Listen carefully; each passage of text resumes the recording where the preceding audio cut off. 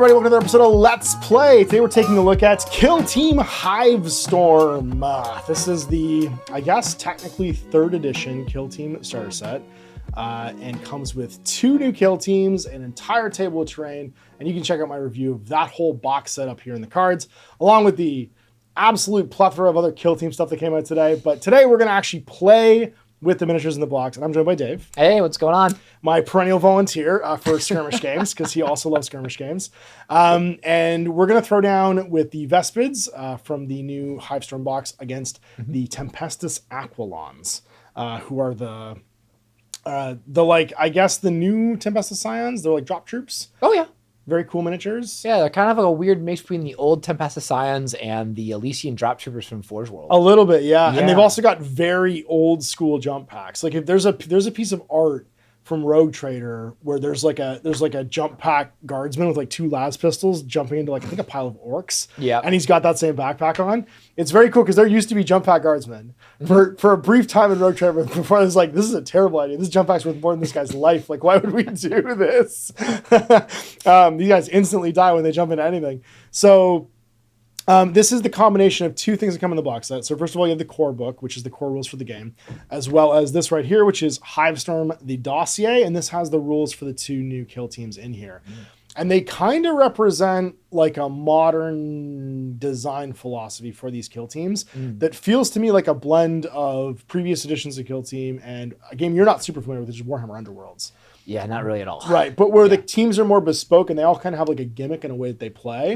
It's really spelled out in my book. And you can see my review today where I talk about that. There's even like a designer's commentary at the end being like, no, this is how this is designed to play. This is the way these things go together.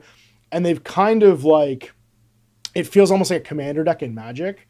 They've like designed it to be a certain way and act a certain way. And here's this pre-constructed format. So I'm really excited to try these out. And you're the perfect person to do this with because you haven't played a ton of Kill Team. You played exactly 1 game with me. 1 game. Off camera. It. So as a starter set, we both represent, I think, the 2 sides of the coin where I'm a experienced Kill Team player. I played all the different editions of Kill Team.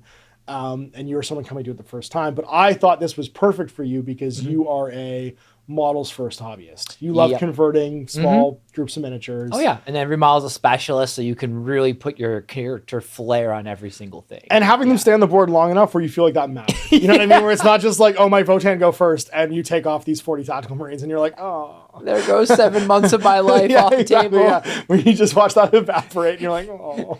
Just not smile through the tears. Where that guy might live to the end of the game for 4 turns. So we're going to go through the core mechanics. If you watch the rulebook review of the core book, you might want to do that before you watch this video because it'll give you a better idea of like the core mechanics of the game. But for the first turn, we're going to kind of spell out the setup stuff and also the 2024 approved ops deck because we're going to play an approved ops mission because these are the things that come in this box set. The core rulebook doesn't really have... it has like 1 scenario plus the joint operations scenarios in it. The way that you play Kill Team is this separate card deck. And so we're going to use this to mostly feature the combination of those 2 things, how the core book and the joint operations book go together to play core Kill Team. And that's what you've played so far. You played 1 game of approved ops with me. Yeah. So that we've gotten how the mission options work and the buttons get pushed and stuff like that. Yeah, Kill Team has come very far from its humble roots in a White Dwarf magazine. Yeah. That's the only time I think I've ever played Kill Team was back in, I think, 4th edition. Yeah. There's a White Dwarf article on how to make Kill Teams. And as being a big Catachan player, I was like, heck yeah, I want to make a specialist Kill Team of Catachans that are just roving the jungles flaming things. Yeah. Doing your Predator group of like Dutch and all those dudes. That beautiful battle report they had where it was like Tyranids versus Kroot versus Catachans, and it was like so cool. Wasn't that Chris Peach's Catachan Kill Team, I think? Because it was in the 4th edition rulebook in the back. And he had a dude who was like Mr. T. He had a guy I believe so, actually. I think that was Chris Peach's Kill Team. Yeah. But you're right. It's very much not like little 40K anymore. It is its own distinct rule set. And it's even distinct from Necromunda, which you play a ton of. Yeah. I think that's one of the things that kind of pushed me away originally from Kill Team is that it was a game system that didn't feel like 40K Junior. It was like its own entire game set. And last edition... I started buying all the box sets because all the new miniatures were amazing. Right. And then I started delving into it. I'm like, the shape-based movement, we discussed this before. It felt like there was a lot of word salad going on. Everything felt so wordy. And I'm just like, this was supposed to be like an easy step into this game, and it didn't feel like it. And I think you have encouraged me to try this one because you're like, the way that the rules are written now are cleaner, that the each faction feel much more easy to navigate. And so I'm really curious to see what this whole new kill team experience with the updated new kill teams are going to feel like. Well, so for my impression, and we'll talk about this at the end, is that the game got out of its own way in a lot of ways. And so let's dive in. We'll show you the two groups. If you want to get like a deep dive more on the two different kill teams, check out the review of the dossier today. And if you want to get more of a grip on the rules, check out the review of the core book. But we're going to walk slowly through turn 1 and turn 2 and then play the last 3 turns of the game. So we'll show you the table, we'll show you the mission and the miniatures, and we'll get this going.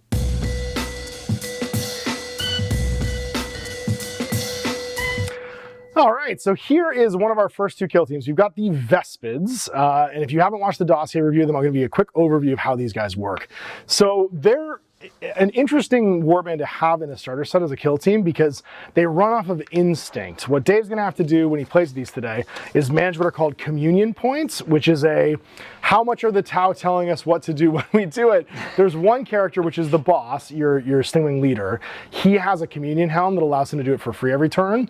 But at the start of every round, you're going to roll a D3. You're going to add 1 if your communion drone is still on the table. And you have that many abilities to interrupt their instinctive behavior.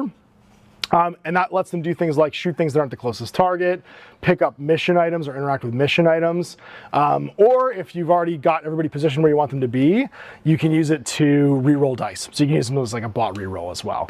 Now, you'll typically have between 2 and 4 of these, as long as your communion drone's still alive, plus your boss's ability to do stuff. But you can take equipment to offset this, and the Vespid equipment is like too good not to take. You've got 1 that allows you to roll 2d3, pick the highest for your communion points. You've got 1 that just allows 1 of your guys every turn to do a mission action without having to like spend the communion point. And then you've got better claws and better guns that leave like shards in people and poison them over time. Yeah, it's funny because the only game we played was I was using the Blooded, which is like an older kill team, but it's also just a bunch of like cultist fodder pretty much. And so like my only reference points is the game we played just the one time in this, and I'm like looking like, oh man, they've upped their ante indeed. It's a lot more straightforward, yes. Your guns are hyper dangerous, your neutron blasters. Yes. So normally you have to attack the closest thing within 8 inches, unless you spend that communion point, but your neutron blasters do not have a limited range. They do roll 4 dice on 4s with devastating 2, which is an incredible ability that allows you to just do direct damage without making any saves. Now on top of that, they have an ability called Fly, and one of your equipment upgrades means that your wings will harmonically induce the crystals in your guns to vibrate harder. And as long as you make a fly move during your turn, which is a reposition that allows you to change levels as well, basically you can be placed anywhere within your movement of 6 when you do these things. Your guns gain piercing as well. So as long as you're taking all the standard Vespid equipment, your guns are hyper dangerous, and they're kind of controlled by the fact that you can only pick and choose shooting things further away than 8 inches by spending these communion points. You got a sniper who's, he's a sniper. You got the long sting. The long sting. He's just got a better, longer range version of this this neutron gun. You have a flamer that can fly over and burn guys during their movement path. When you do your flamer move. And then you've also got a grenade launcher that can leave behind radioactive shards that do damage to anything that gets near them. That one's actually really cool. I'm very fascinated with the way that one. So they're kind of a shooting warband that's hypermobile because of their wing ability, their fly ability, which when they make a reposition action, they can be placed within their reposition range, basically. So within 6 up and 6 sideways. And it's a place, which means it ignores models. You can move through models too. You just pick them up and put them down. So yeah, very mobile, very dangerous, cool equipment. Even their melee attacks are pretty decent. They do 3-4 damage with their little stingers. And then there's also equipment that you can take to your faction that makes them even better. Makes them employees that make them even better. So they're super dangerous, and they're controlled by the fact that they're kind of dumb. So they have to be motivated by the Tau. Massive air quotes by the Tau here. So that is your warband. Now my warband is a little bit more complicated, and that is going to be the Scions, the Scion drop troops, and these guys are. effectively a guard kill team, but they deploy very strangely through their drop ability. You get 9 guys plus the leader, the Tempestor's Aquilons Sergeant, and that includes your little servo drone, who is kind of a unique fighter in the group. You get up to 3 heavies, so I've chosen the sniper, the servo drone, and a plasma carbine. And then the rest of your guys are the remainder of your specialists, which is going to be the gunfighter, the precursor, which is like a knife fighter, and then just regular old las carbine troopers. Their drop insertion is a strategic gambit in the first and second turning point. They have these drop markers that they deploy during the start of the game, and it allows you to hold back all but a third of your drop troops from deployment initially. So only a third of you guys start at the table, probably your servo drone, probably a couple of the longer range shooters. Everybody else is going to grab, shoot in, and it's a very cool ability. So you're going to place your markers in the kill zone, and during the first third of your kill team, basically, the rest of them are going to show up whenever you want to activate them. For each third that's set up above, you must set up the whole third in this way, not some of them, and then place one of your drop markers wholly within your drop zone. So I can have 2 drop markers, which are these little like triangle-y guys here. That go down onto the table. And they have to be put in my drop zone, and I have an ability to move them as a gambit as well. And when they deploy, they drop in nearby to those things. So they have to be within 3 inches of one of your drop markers, measuring horizontal distance only, or wholly within your drop zone. Not within control range of an enemy operative, unless you're setting up a precursor operative, in which case they can be set up in control range. So your boss can jump in within control range, and with no part of their base underneath vantage terrain. So like I can't drop a guy underneath a building, they have to be on top of a building because they're coming in vertically. Got it. And with an order of my choice. They could be engaging or they could be concealed. The operative tree is performing the reposition action, so spend the AP accordingly, and then continue its activation as normal. It's obscured until the end of its next activation or the end of the turning point. So basically you come in already having done an action, which is arriving, but you kind of arrive wherever you want and then just start fighting dudes with your laser guns. Grab shoots, whenever a friendly Tempestor Aquilon operative is dropping, ignore the vertical distance. So whenever these guys jump off buildings, they can jump the whole way for free. Normally only ignore 2 inches of drop. These guys just ignore the whole damn thing because they have grab shoots, because they don't care about the distance. So they wouldn't reduce their movement at all. They would just go 6 inches and then drop completely down. So like if you think of this guy sitting up here, he could walk his whole reposition and just ignore the vertical distance during the drop and drop all the way down. That's super cool. Gives them extra movement when they jump off. Yeah, it's that Titanfall wall run kind of thing they're doing, which they did in the video as well, which is kind of neat. So that's the Aquilons, and we're gonna now get into so it's kind of like the stuff from the dossier. We're gonna now get into doing the deployment from the Approved Ops mission pack.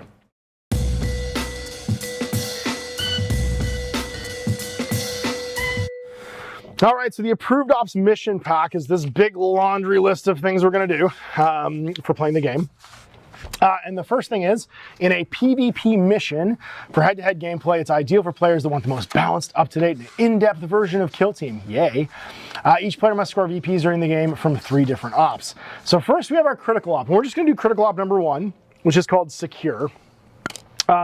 Secure it's a mission action, which is, of course, you're going to buy drugs to let yourself do one of those for free. Bug drugs. But you have to spend points to do these.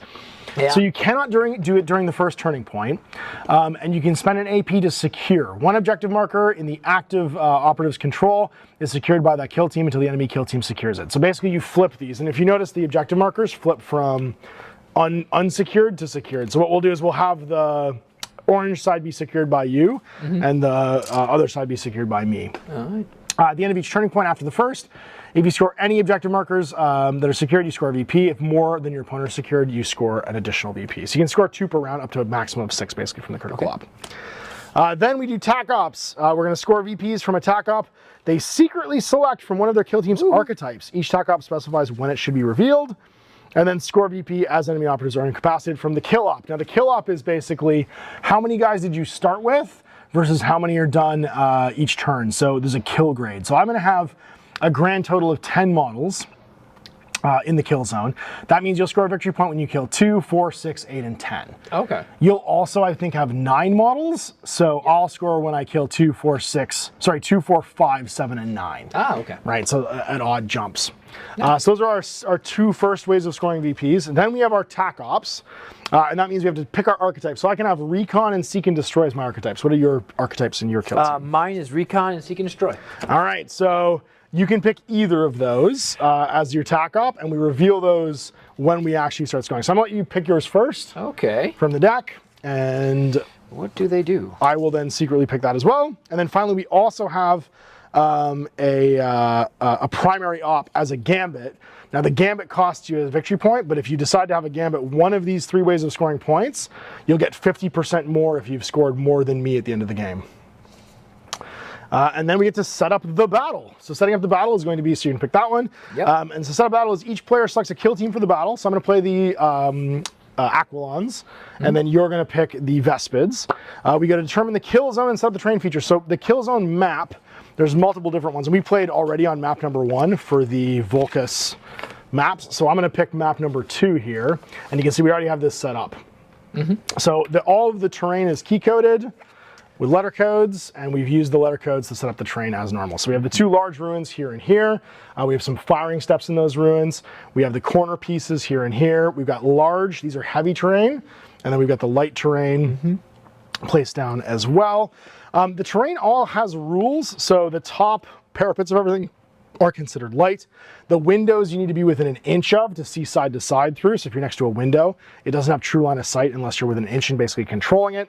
And then the doors, they block line of sight, but you can move through them as normal. So if you see a door on a wall, think of it as an open space that you can move through, except that open space also blocks line of sight. So there's several door hatches. I think there's one right here. There's one right here. Any of those could basically be considered open for the purposes of movement. So you can charge through them, you can do everything, you just can't see and shoot through them. Now we select operative. Oh, sorry. Now we determine who has the initiative, and the player with the initiative selects 1 drop zone, and their opponent has the other. So the drop zones in this are going to be 6 inches on either side, and we'll roll off right now to see who's got what. You lose that roll, so I'm going to choose to deploy over here. Okay. And then you can deploy your bugs on this side over here. All right. Then we select operative. Each player secretly selects their operatives for the battle, adhering to the selection requirements of their kill team, and we reveal them simultaneously. So we'll be back after we do that.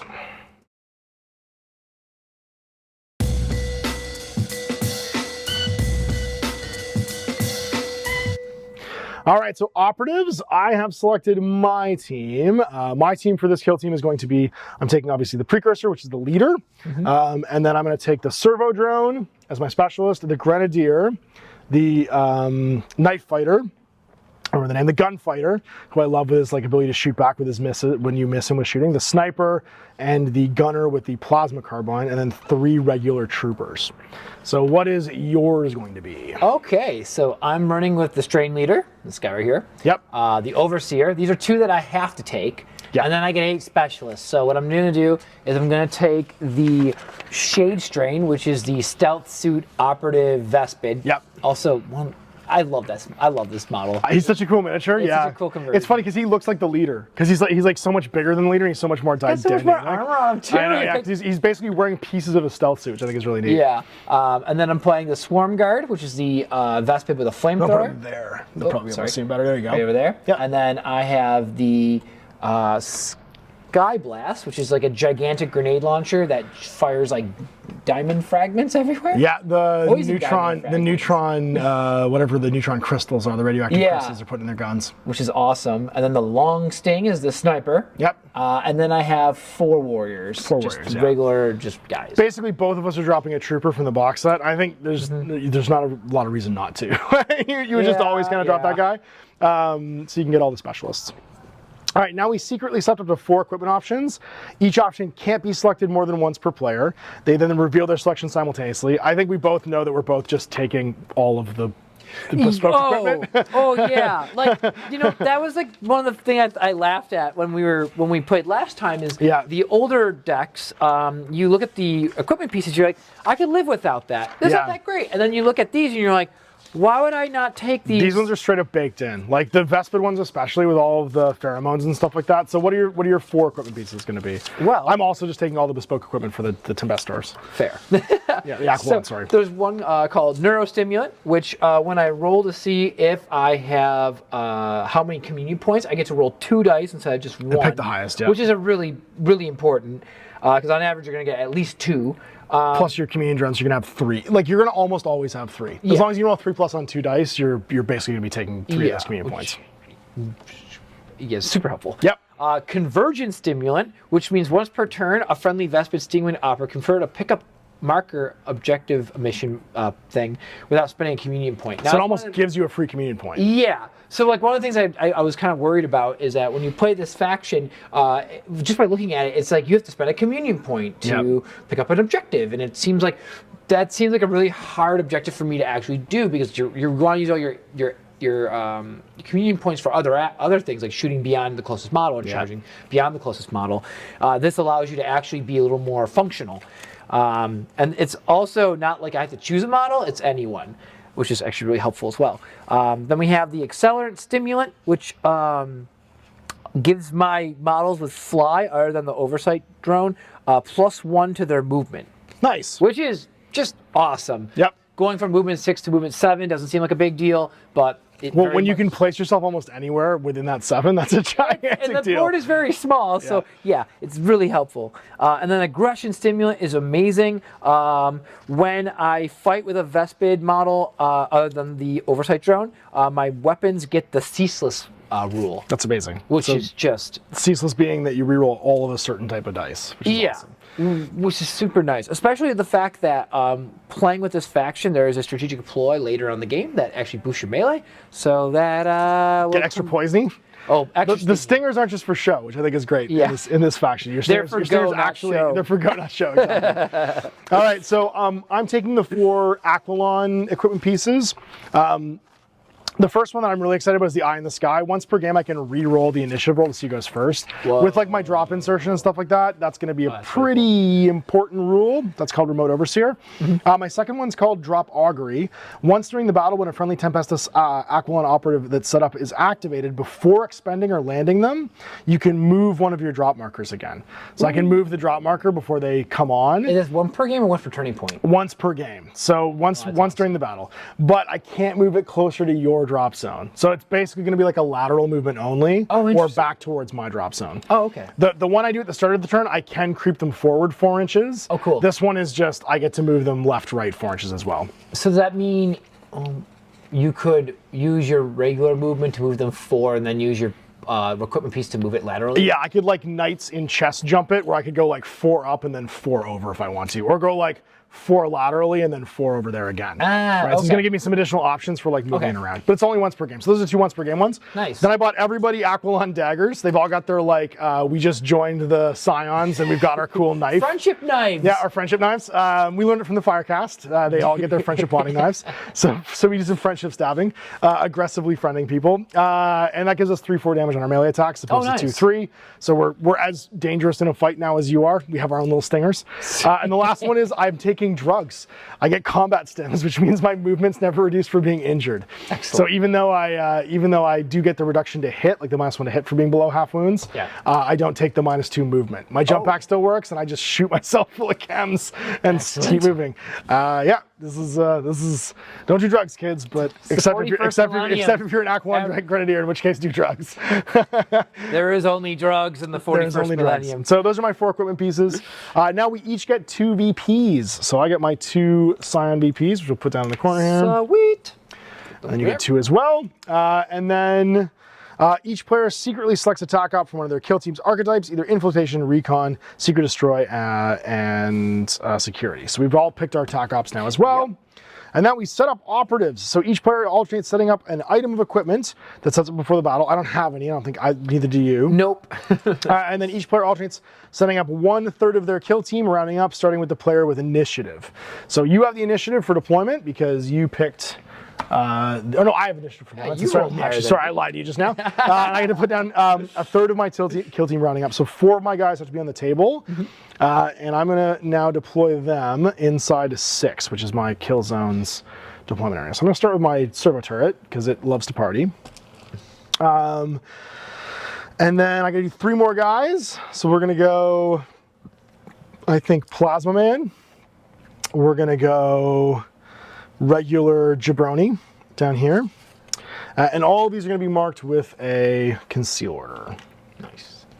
Because during setup, everybody conceals during the initial round of deployment. And then last but not least, do I do my sniper now or later? I think I do my sniper later, and I just do another regular Joe. Well, the other thing too is that you drop everything else, right?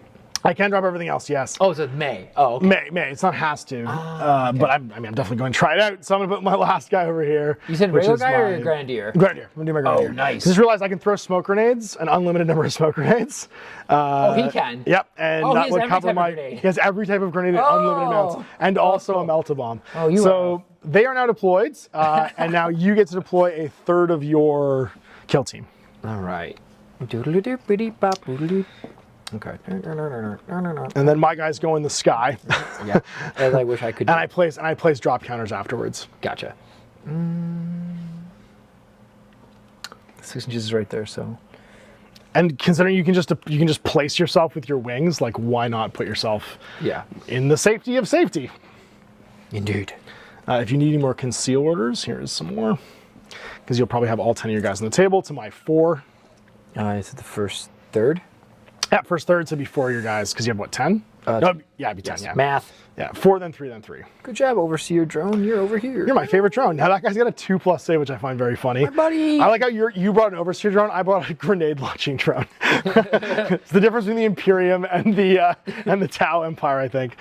All right, so now I got to place one of my drop markers in my zone. Oh, really quick, I should mention I have 2 warriors, the Sky Blast and the Overseer in there. All right, perfect. So I'm going to put down my first drop marker. And they're all obscured. And it's going to be right there. Of course, that drone's going to be obscured. And that means my 3 dudes with just regular guns. My 3 basic troopers are going to be off table to start the game. Back to you. Oh, this thing has a lot of health.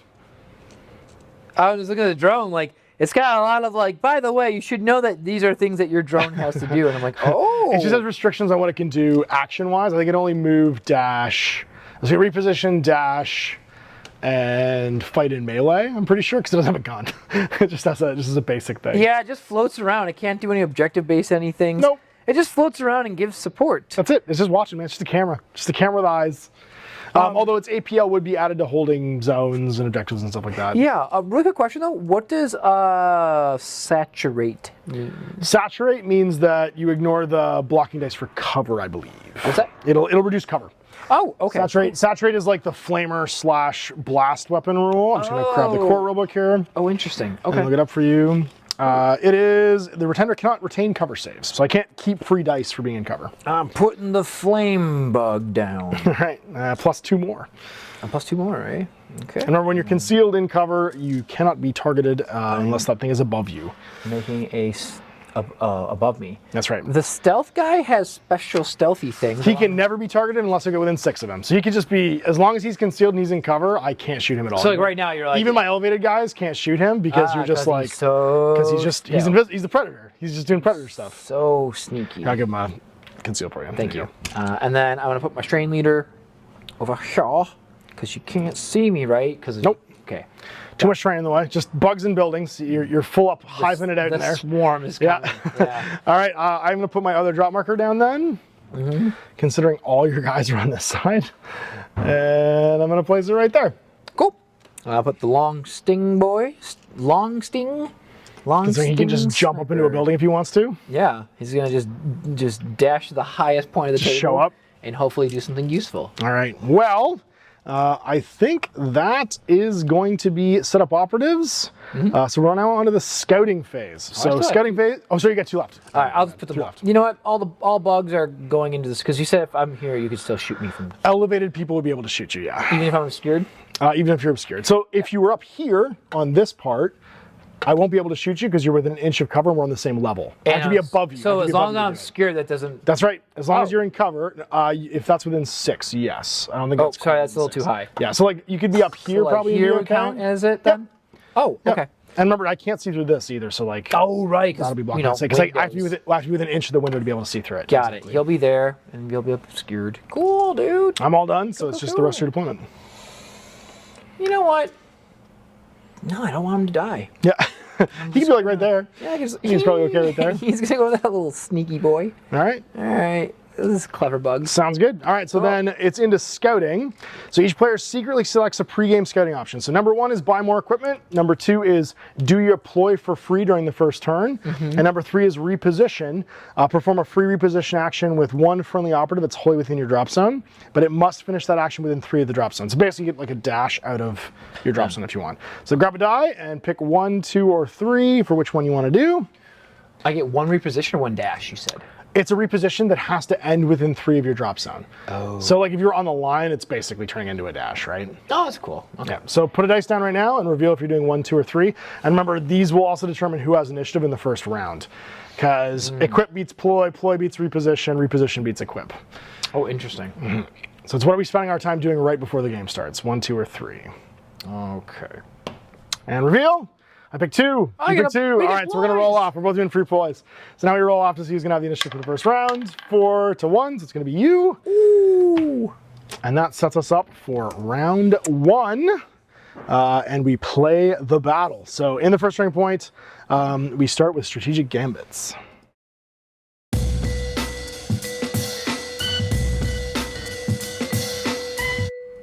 All right, so we are now into the strategic phase of the first turn.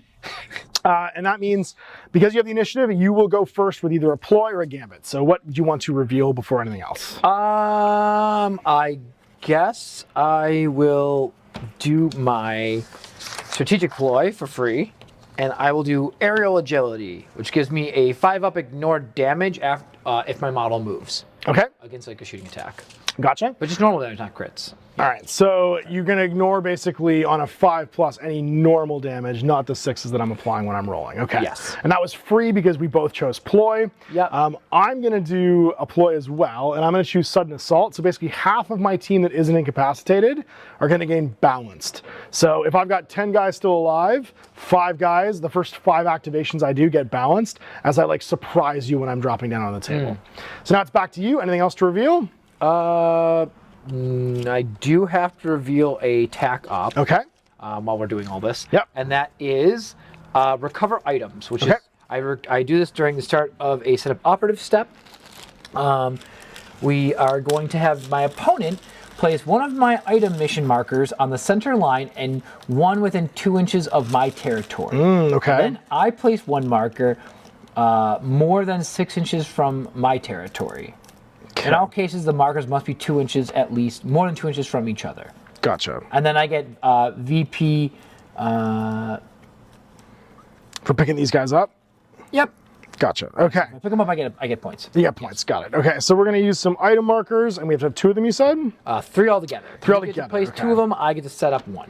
All right, so we're going to use these as item markers. That's an item marker. We'll have that be an item marker, and we'll have that be an item marker. Okay. There's lots of kind of random markers, but I can't remember which ones are supposed to be items. So we're just going to use ones that don't look like they're for anything else. Okay. 1, 2, 3. There we go. Great. And we're going to place I've put the first one in the center line, you said, right? Yep. So anywhere on the center line. Yes. So I'm going to put one right here, kind of in the open. Great. And then you get to put 2 more down?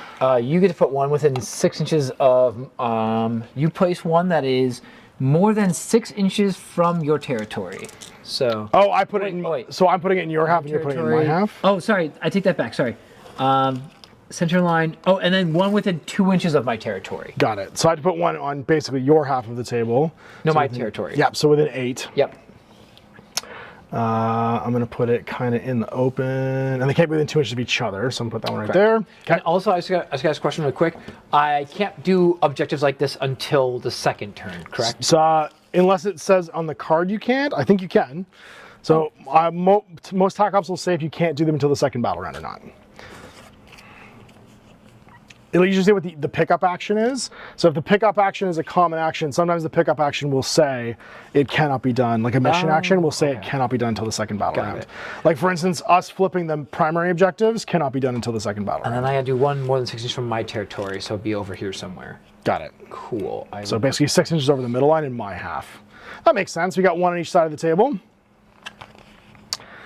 Mission actions, as defined in the rules, say, pick up a marker.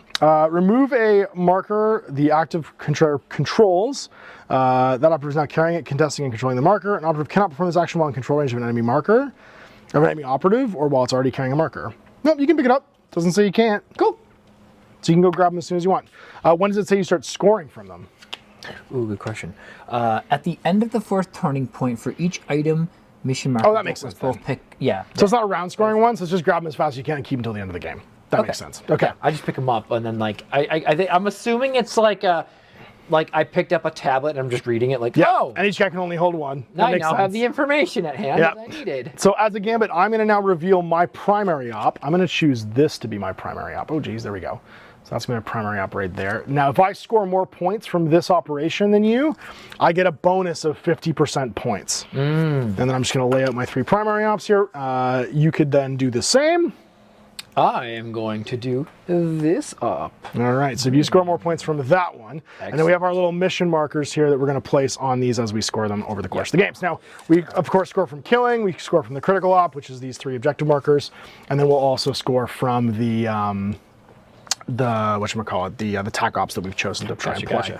I'm going to show my tac ops off just to show them which ones I picked. I picked these. We all know you've picked recon now, but they're for the audience. It is recon. You now know my. Yeah, because you revealed a recon op. So we are now past this guy. Unless you want to, I'm going to pass now. I don't have any other gambits to do in the first turn. I did my free one. We gain our additional command points. We each have 3 now, and we're into the first activation. And you have initiative, sir, so you get to go first.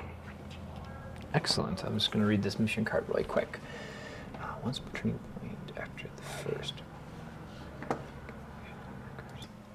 All right, first initiative. I am going to down. Like a little dash? Maybe I don't have to. So your reposition is going to be 7 because of your like Vespid extra wings that you've got going on right now. Yeah. So you can jump a little bit further than normal. I'm going to... So you can jump 7, which won't quite get you there, but if you dashed first, you could make the jump afterwards. And you can go to any level, too. Or I could move 7 and land here, and then I could dash downward. So you can drop 2 inches for free.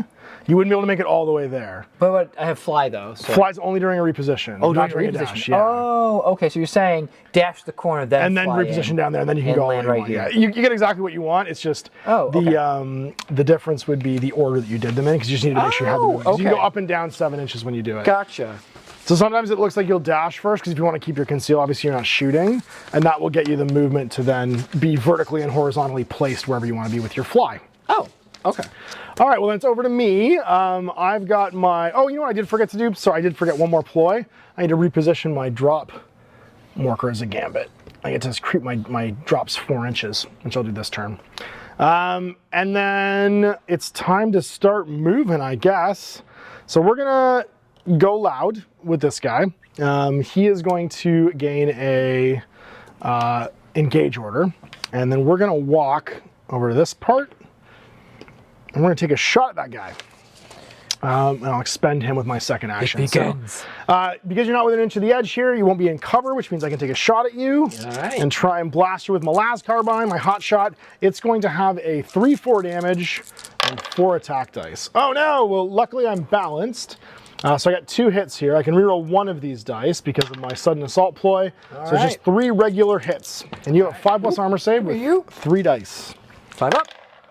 Oh. Holy moly, all right, so 2 crits and a fail there means that you're gonna cancel 2 of my dice with the crits. Okay. 1's gonna go through, but you get your 5+ save because I did make a reposition order first. Oh, I take 3 damage. Take 3 damage. So that guy's gonna go from 9 to 6, I believe. Whoop. All right. And then it's back to you for your next activation. Bummer. Yes, good. He is going to... Oh, this is the Shade Strain? Yep, the Shade Strain's gonna... Now, if I'm within control range So an inch, yep. of cover, he still counts as being concealed, correct? No, it has to be between you and me. It has, it has to be obscure us. Yeah. Even with his weird stealthy abilities. Yeah, that's why I was like, I'm not giving this to you by putting it next to the cover. I'm gonna keep him there for the time being for a moment. I need to think that one out a little bit because he's also gonna probably want to try and push this button later on too. Oh, very much so. The next one is going to just go voo, boink. And go 7 with a Now, jump there's a move. window here. Yep. So you can't target me, but you do have vantage, so you can. I'd be able to see with vantage, yes. Only this guy, only the shade strain is the one that I have to be within 6 to actually see. So if you jump to that wall with him, my big gun up top could definitely be able to see you because he'd be elevated. Right. He'd have the vantage point. Well, you're gonna see me sooner than later. I mean, you can shoot me after this too, if you get within like line of fire. So if you went tall, you'd be able to see that guy and just shoot him with your thing. The only difference would be you probably have to spend a communion point to do it because I think he'd be slightly closer to you. So you could jump up top with somebody and then just blast that guy. And he's also like, what's his? 3+ save and 10 health. He's a little robo turret boy. I should know better than that. Yeah. You do have your sniper weapon, which I think has silent the first time it fires, doesn't it? Or does it not silent at all? It does, no. Oh no. Mine is silent the first time per game that I shoot it. Because I have a concealed position. But after I've revealed myself, I'm no longer silent. You can just spend a life and we can see what a neutron blaster can do because you might just kill me. What's that? Your neutron blasters are so dangerous, you might just kill me with like the poison damage later on. Your little radioactive murder crystals. You know what? Let's give this a try. I'm gonna hop him because he's like here somewhere, right? And I'm gonna pop him up here, and then he's gonna shoot the guy who just shot at me. There you go. There you go. And he is definitely the closest target. Yes, so you don't have to spend a communion point to do this. Huzzah! Now, I have an engage order and you're elevated by 2 inches, which means you'll gain the balance trait on your gun here. Excellent. That's a vantage point bonus. So okay. And then I think I have other things that are great about that. We get piercing. I don't spend a communion point. He gains accurate 1. Nice. Okay. Because he's aggressive. And also because you made that move, you get the vibration on your wings, so you get the piercing 1 on your gun. Yep. So, and I believe you also took the murder shards, which means that gun might leave a piece of like radioactive rock in me. where are we? Where are we? Here we go. Okay, so when we do this, conversion, this doesn't matter, that doesn't matter. So my Vespid is gonna try and take a pot shot at the guy who just shot me. Yep. And let's see what happens. I get 4 shots with the neutron blaster. And you said because I have vantage, I get piercing. And accurate 1. Accurate 1 because you're elevated to me. I get accurate 1 already. So accurate 2. So you can roll 2 of these. Oh wow, that's cool. All right. You get accurate 1 from not using a communion point. Accurate 2 because you're elevated and I have an engage order. Got it. And then. So I'm assuming what this means then is you get 1 auto pass because you're in heavy cover. But you only get 1 additional dice to make an That's it, exactly. Okay, so I'm gonna have 1 that I automatically roll a 4 on, and then I can roll additional 1 and try and roll a 4+. All so right. let's see what you got. Good start. That looks like all but 1. Reroll 1 of those because I can do that. No, okay. You can reroll it again because you have accurate 2. You can reroll a reroll? Yeah. In this game, you can do that. Just spend your balanced. Hey, all right. That's 3 hits. Great. 4 okay. hits. So I gotta they're roll all 1 3 defense. damage. I got to roll 1 defense dice. I didn't get my 4+, so I'm gonna have the ability to block 1 here. Yep. And then what's 3 times 3? 9. I'm just dead. Poof! That guy just explodes. Oh man. Dead in a hail of bullets. And you are 1 more away from getting your first kill grade for the kill off. Oh, cool. All right. All right. Well, that was a thing. That just happened. So I guess now I do the trying to murder you as well. Counter murdering? Counter murdering is the name of the game. Okay. I do have the ability to slightly counter murder, although I think I have to use my observation drone now. I think that's the only way this works. Or I could just not worry about murder and engage you with the turret. Yeah, I'm gonna engage you with the turret. What the hell? Why not? I'm gonna flip to active on my gun turret. Boo. And that guy who just offended me with his presence is going to get offended by grenades. So the turret is kind of horrifying. He gets to make 2 shoot actions during an activation because he's so simple. Don't pull my bug. Look, man, he's built for kill. That's all he knows how to do. He can launch frag or crack grenades. He's going to launch a crack grenade, which is automatically piercing 1, 4 shots, 4/5 damage. And I do get the balanced rule here because this is my 2nd activation for the turn.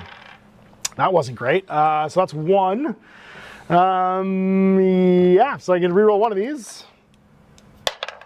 And 2. So I got a crit and a hit on you. Oh, wow. So you get to retain one of those for cover. So it's automatically a 5. And then you can roll your other ones and see what you got. I got 2 more saves I gotta do? Sure do. Oh, let's see if I can come up with a 6. That'd be great. I don't.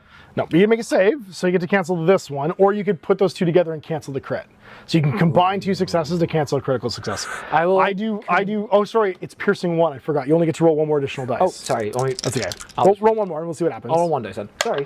You're fine. So exact same result. Okay. So that's going to be, you could cancel the crit or the hit. The crit's worth 5 damage, and the hit's worth 4. So you might as well combine these. What I'm going to do is combine them because my ability of shooting gives me a 5-up save against. I didn't reposition though, so you won't get that this time because I didn't move. It's only when I reposition. That's right. Oh. Yeah, yeah. So you're not gonna get the save against this one because I didn't move into your line of sight. Okay, so how much? You're like a T-Rex. I didn't move, so you don't know I'm there. All right. So okay. Second shoot action then, and you've taken 4 now, so you're gonna have 5 left. Bring it. Here we go. 4s. Oh, I have bad news. And I'm still balanced. Much more. Whoa! You're gonna suffer critical existence failure here. So you get to retain 1, and then you get to roll 1, or you could roll both and fish for crits. It's not gonna change the result here because I think you die no matter what happens here. But in this case, you almost would want to try and fish for the crits to try. Yeah, if I wanted to. Yeah.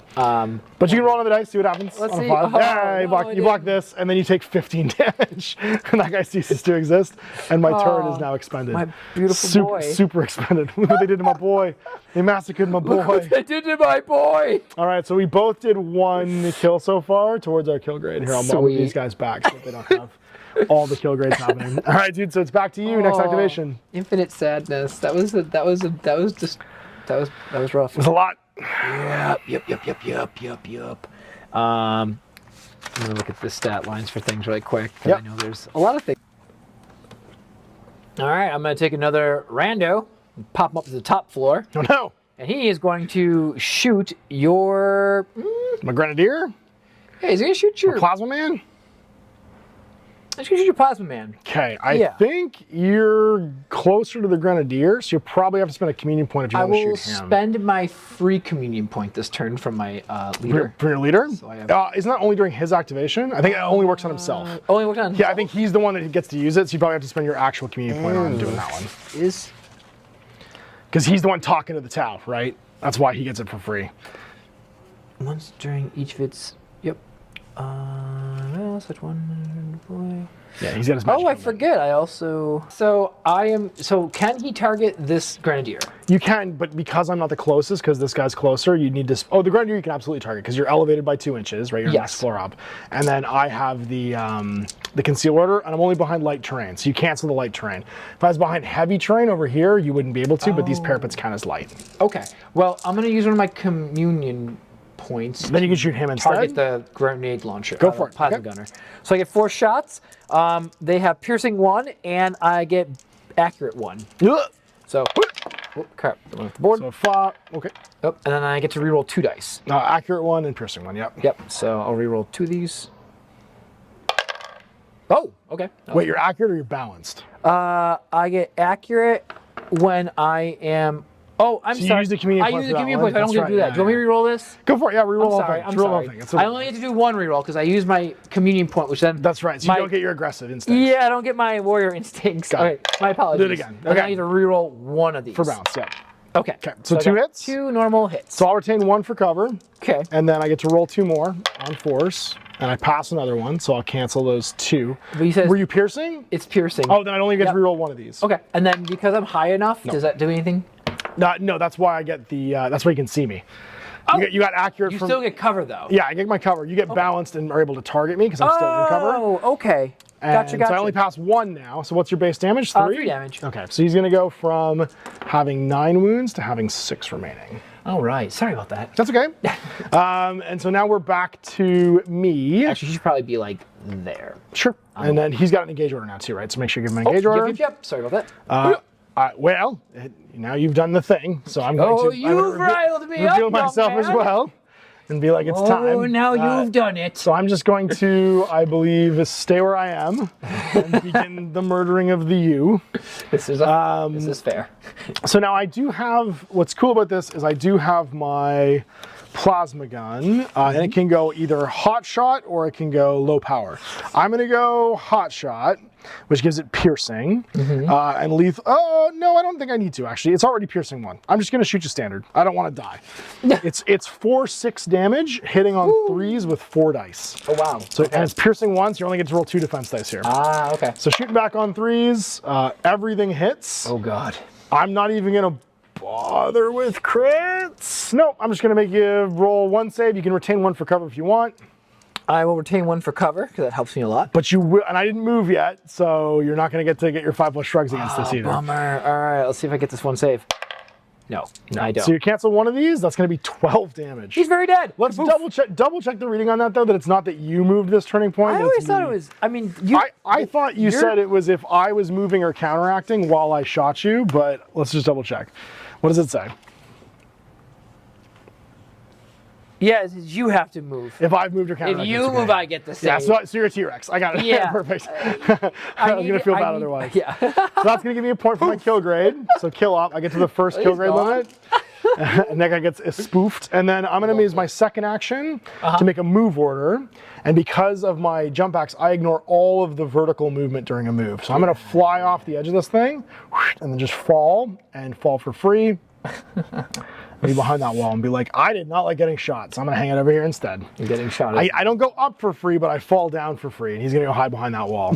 So it is back to you. Awesome. Oh, that's not great. Time to get out of this building. Yep, I'm just like a turkey shoot for you. Well, I'm going to increase the turkey shoot by jumping the next guy up. Oh, God. Take a shot with the sniper rifle. This guy is terrifying. At your gun. Now, is it silent or is it just normal? It's normal. Okay. I'm pretty sure. Let me take a... If it has a silent roll, you can retain your conceal order. I don't think it's silent. I mean, these things don't seem silent to me. Nope. Okay. It's heavy. Oh, because it's a dash only. Okay. But I can use my dash with my fly rule, so it's a 3 and 3 position. Yep. So it should be fine. Well, you only get to go up 3 inches then. I thought Is it always heavy or is there 2 profiles? Because I think there's a move and fire one for it too. There's a dash only, but I can use... No, there's another one right there. Yeah. Which says, what's that one say? Heavy, dash only. But you also just do the one that's not. It's just devastating too. But I can also, when I dash, I can reposition my models like without vertical. Sure, okay. I mean, is that how that... I don't think so. I think dash is just a normal move. I think it's only the reposition order that allows you to do that. I just thought fly was, you could dash... When you make a reposition order. I think it's... Okay. So you are fine to dash up there because you don't actually measure the vertical distance at all. Yeah. So you can go up 6 inches and then only dash over 3. So you're basically just moving from the ground floor up to here. Yeah. Which is a huge move, but you have wings, so go to it. Wings can do wing things. Now, I'm closest with the, whatchamacallit, with the Grenadier again. So I'll use my other... Or you can try and shoot my turret. I'll use my communion point to try and shoot at your turret because I need to deal with it. He's pretty horrifying. Yes, he is. Okay, so it is lethal 5 up with 4 shots, hits on 3s. Go get him. Also, did I? Okay. All right. So I need to roll a 4 dice on 3s up. So that's going to be 1, 2. Now you do get the above me bonus. So you get to reroll 1 for balanced. Yep. Or accurate 1 rather. Hits. So 3 hits. And then do I want to use... Now is it lethal 5 plus? It's lethal 5 plus. So those are all crits. So you're just going to automatically trigger your devastating, which is how much damage? 4 damage. So 4 damage is going to go directly through and he's going to have 6 left. And it's devastating 2 as well. Yep, that's why it's 2 crits equals 4 damage. Uh-huh. And then how much is your... Are you piercing? I am piercing 1 because I moved and shot. Because you moved and shot, and it counts as a neutron weapon. Yep. So I'm going to get to roll 2 dice here. So I'm going to have 1 save automatic for the cover, and then 1 3+ save that I'll roll, which I'll put together to, I guess, block a crit. Not that it matters. Okay. Because I can't block the normal success. And the same damage back and forth. So how much is your normal damage and your crit damage? Both 4. So 4 plus 4 is 8, so I'm just destroyed, just annihilated by that sniper rifle.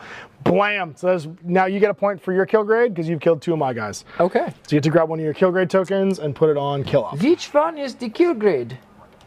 No, it's one of these tokens, one of your stock. So you got these guys right here. Put it on kill off because you scored kill off. Booyah! All right, got it. All right, so back to me as he's now expended.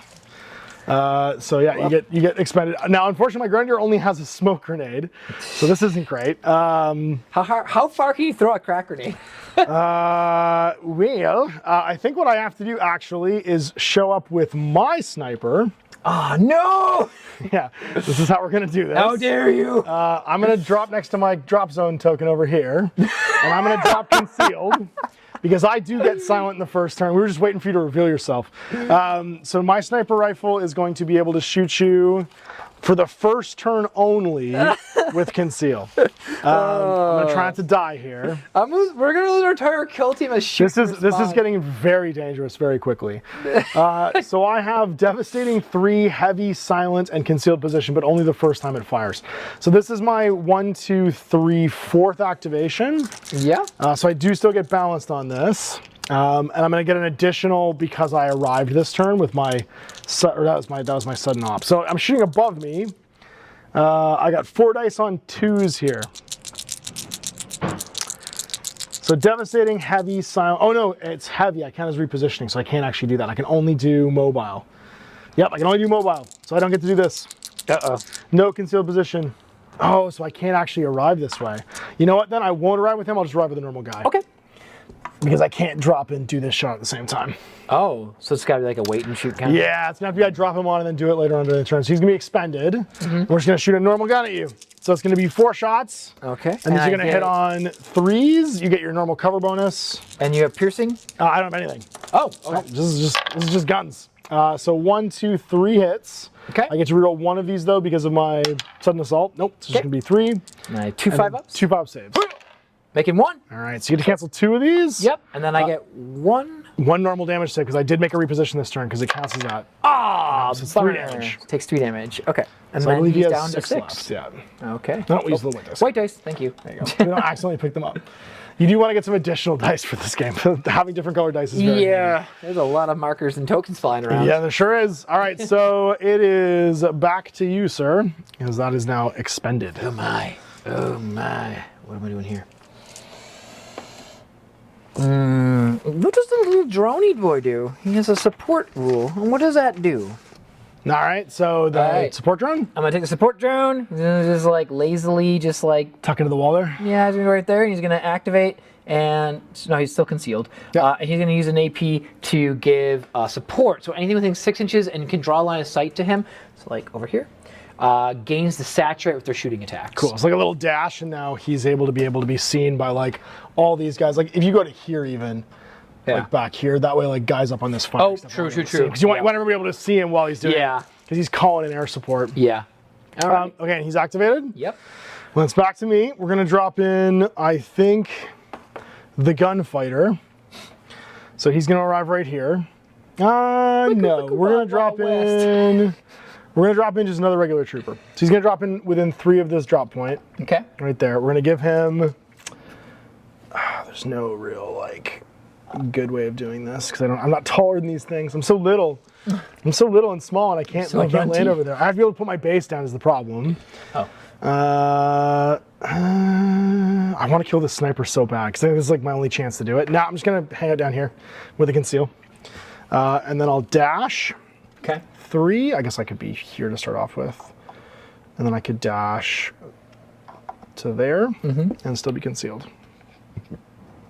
Okie doke. And that way, if this jabroni decides to come out, and I'm behind heavy terrain here, so the vantage point won't get rid of it. Ah, gotcha. Okay. This is also heavy terrain. Oh, okay. And so is this. Got it. These guys are light. Gotcha. Okay. Okay, back to you. All right. Well, good question. Good question. Where do I want to go with this? I am going to take the Grenade man. He's going to hop up his window. So he's within an inch of it, yep. And he is going to shoot at the guy who just shot me. Smart. Because he has blast 2 inches. So now, he'll hit everybody. Yeah, he'll hit this guy. Hit that guy as well. Yeah, it's true. So when it blasts 2 inches, and then it comes with saturate as well on top of this. So I don't retain any saves for cover. Oh, no, sorry, that's the wrong model. Sorry, I'm looking at the wrong thing. That might be the flamer. Sky Blast. I think he drops the token, doesn't he? He does the token, but he also has Blast 2. Yeah. Now, when I have Blast, do I resolve all my shots? So you pick the primary target, you fire against him, and then you make a separate dice roll against the other guy. right? Because you're blast 2. Yep. So you're going to make an attack against... Like a full amount of attacks or just one dice? I'm going to tell you right now, blast is going to be... the target you select is the primary target. After shooting the primary target, shoot this weapon again against each secondary target in the order that you choose. Okay. Secondary targets are operatives visible to you and within X of the primary target. So he's visible. He just wasn't a valid target because he was in conceal. Got it. Secondary targets are in cover and obscured if the primary target also was. So Saturate's going to remove the cover though. So you have to make your normal dice roll against both. Okay. Now, I get Saturate because I can draw line of sight and I'm within 6 inches of my Overseer. Sure do. As well. So that does come in handy. And I get Piercing 1. All right. Because of my Thingadinger. Because you made them... No, you're not elevated to me. I think you had to be elevated to me during the move, didn't you? As long as I fly. Oh, it's just as long as you fly. Okay. I get... Right? Oh, yes, because you piercing vibrate the wings. Because it's also a neutron accurate weapon. 1 if I'm 1 step higher. That's right. Right. So you're not accurate this time, but you are piercing. So I'll be rolling 2 dice. Okay. I mean, I do have 3 CP. You know what? No, I'll just roll. All right, go for it. Let's see what you got. Does it leave behind? Does it leave behind the charge as well? Yeah, the bombardment marker. Like automatically? Oh my god. Yeah, automatically. Huh. You know what I'm going to do? I'm going to use one of my firefight plays actually this turn. Okay, go for it. Which counts as me being 1 level higher and it gains vantage from you. Nice. So okay. then it'll give me. So now technically, give me accurate 1 he's then, right? not visible, so he's not the closest visible target. I'm trying to figure out if you need to spend a token to shoot him or not right now. Because he would be the closest thing that's visible. I don't think you can see him. So you definitely can't see him. Yeah. And nobody's within 8. Yeah. Because you have to shoot the closest thing within 8, right? Yes. Okay, unless you spend a communion point. Yes. Okay, so there's nobody within 8 that's closer to you. So you're just going to spend a communion point to shoot that guy? Yeah. Okay, go for it. And then, because I used the strat, I count as being 1 level higher than I actually Yes, you are. All right. So then I get accurate 1, You do. correct? Yep. Okay. So I need to shoot these, and this is going to be hitting on 4s. And this is devastating 2 as well. Sure is. That's 4 damage straight off the bat. You get to reroll these 2. Well, at least one of these 2 if you want. Yep. I'll reroll these. Nope. Okay. So it's going to be 4 damage from devastating. It's piercing. So 4 is going to take me from. I'm just a regular guy, so that's going to be. I believe I have 7 wounds base. Yep. So that's going to be 3 I have remaining, and then I can't retain anything for cover because of saturate. Okay. And piercing 1 means I only roll 2 dice. Yep. I pass both though. Only 1's a crit, so I'll cancel the crit. And then this does nothing. But what's your base damage? 3. So I just die. Okay. For the kill zone. Oh my god. And then I have to then resolve the same shooting against the guy. Grenadier. So another 4 shots, piercing 1 with saturate. Reroll 1 for balanced. So right. a hit and a crit, so I get pierced, and that means I only roll 2 dice to save. I roll exactly what I need, and we cancel both. Okay. And then what about your bombardment marker? I do have to put that down. Do the devastating 2 hits actually still count? They do go through still, so I'm going to have 5 wounds remaining on that guy. Okay. And then this is a neutron fallout marker, and whenever in any time an enemy operative activates and is within 2 inches of a marker, you take D3 damage. Okay. And then where is the marker placed? I think it's just good question. As soon as place one of your neutron fallout markers within the primary target's control range. Okay, so within an inch of the guy that died. Yeah, so it'll be like there somewhere. Yeah, perfect. Yeah. So when I activate the whatchamacallit, the Grenadier now, he's gonna immediately just take D3 damage. Yeah. And then hopefully run away. And then never go on top of that building again. My God. Okay, well, that's not what we wanted. So back to me. Everyone's dying. So I'm going to Where's that guy's marker? It's gone, and this is now engaged. Yes, it is. Boop. Okay. So I'm gonna drop in, I think, my boss, and he's just gonna drop in 3 over here. And then I guess make a dash action? No, he's just gonna stay concealed and be down here. Okay. Don't love any of that. All right, done. Fine, heavy trance, back to you. Oh my. I guess my next just chumpy dude is just gonna go over here and shoot at, this counts as light cover, correct? It does. I don't know if you're going to be able to shoot me, though, because I don't know if I'm the closest. How many of your whatchamacallit points do you have left? I have 0. You have 0 left? But Okay, so then... see other things? Can I even target things then? So I don't think you can shoot anything that's not within 8 inches until you use that. So you have... until you use another point. Your boss would be able to, because he counts as having one. Whenever you make a shoot action, it can only target the closest number of people within 8. So you have to be within 8. So like long range shots, like just can't do. Just can't do it. Oh, okay. Unless you spend a communion point. For weapons with blast and torrent, only the first target has to be selected this way. Oh, geez. Okay. Well, in that case, so you can't shoot outside of 8 inches until you use a communion point. In that case, he will just jump over to here then. Like your boss will be able to, but everybody else I think is going to be done because your communion points are out. Yes. He will just fly here then. Just fly then dash. Yep. You stay concealed. Yep. Okay, I'll put one down for you. He is still concealed. All right. Well. I don't want to die. Everything's dying. That's not great. We're going to place the gunfighter. And because I know I'm relatively safe, he's then going to dash to here. Or I could place him here and then dash across. No, I'm just going to leave him where he was. I don't want to die. You might go first next turn. It feels dangerous. Grab one of your concealed tokens. Oh, what's that?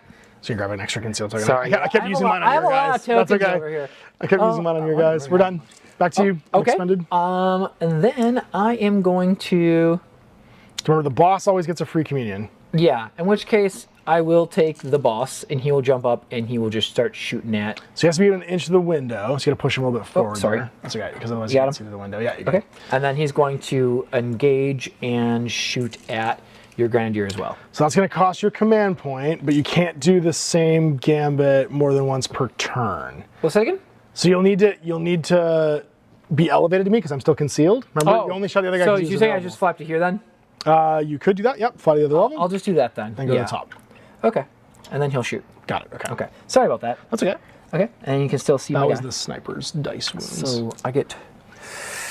Does he do things better, or he just gets used? I think he's just a Stingwing, and he just gets a free communion point. Yes, that's the tower yelling at him and being like, slap a helmet on his head. Please kill for us. Be better. I need you to kill for us, please. He's extra killy. Oh, he's actually not terrible though. He might hit better because he's the leader. He does. Oh, nice. You hit on 3s? 3 up. There you go. Okay. All right. I get 4 shots at him, hitting on 3 up.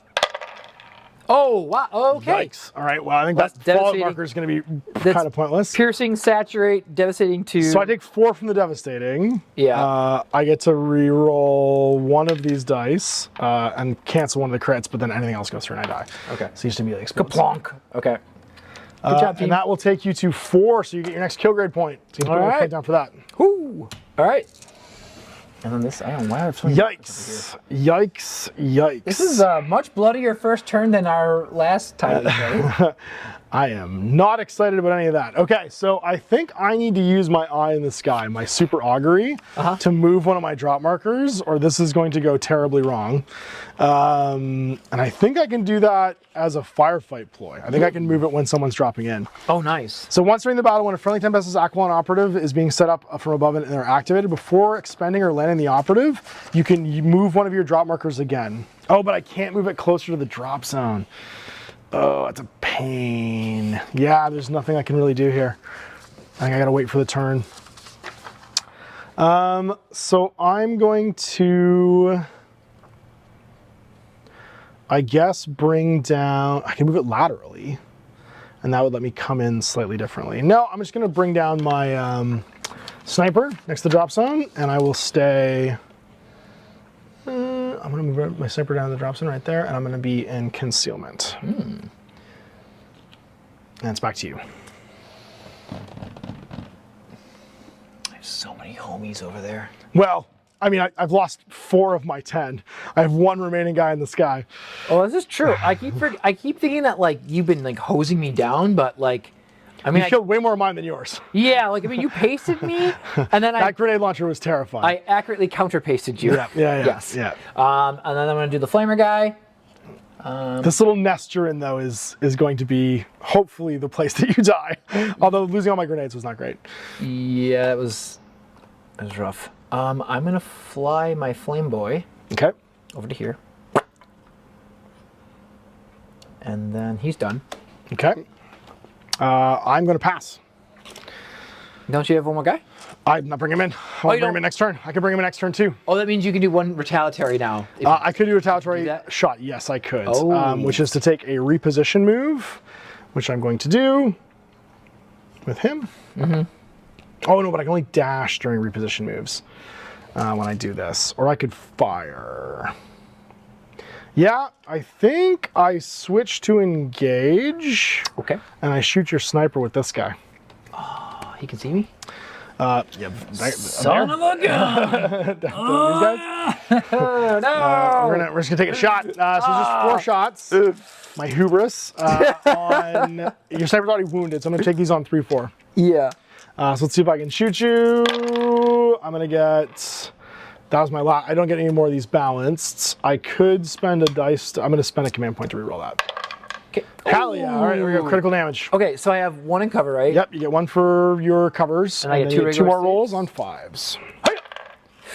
Okay, so that goes through. Now so you can block the crit, right? Yep. So you block the crit, cool. And then you'll block 1 more hit. Okay. So I have to roll 2 dice, and on a 5 up, I can ignore. I didn't move. Disactivation. Oh no, but I am counteracting. So you automatically get this. So 2 5-ups. Come on, make 1 easy live. Yeah, you did. there we go. So you take 3 damage. Yep. No, he's down to 3. And that is a new feature. The counteracting in the previous edition was just shooting or fight, like just a shooting action, Overwatch. Yeah. Now you can take any action you want. Yeah. As like an additional free. Now, is it any action you haven't done yet, or is it any action period? It's any action period. Oh, that's like super you can do a pickup, but it caps your movement at dash. Right. Okay. So it's a little more flexible than it used to be. Okay. I have 1 more activation, and I'm done. I'm going to try and do something annoying because you activated him. I can fly him. And then 1 inch. Puts me there. And then I can throw my grenade at you. Do it. I'm going to throw my grenade because it's got blast. So you're going to go active? Yep. Okay. I know. I'm just being dumb.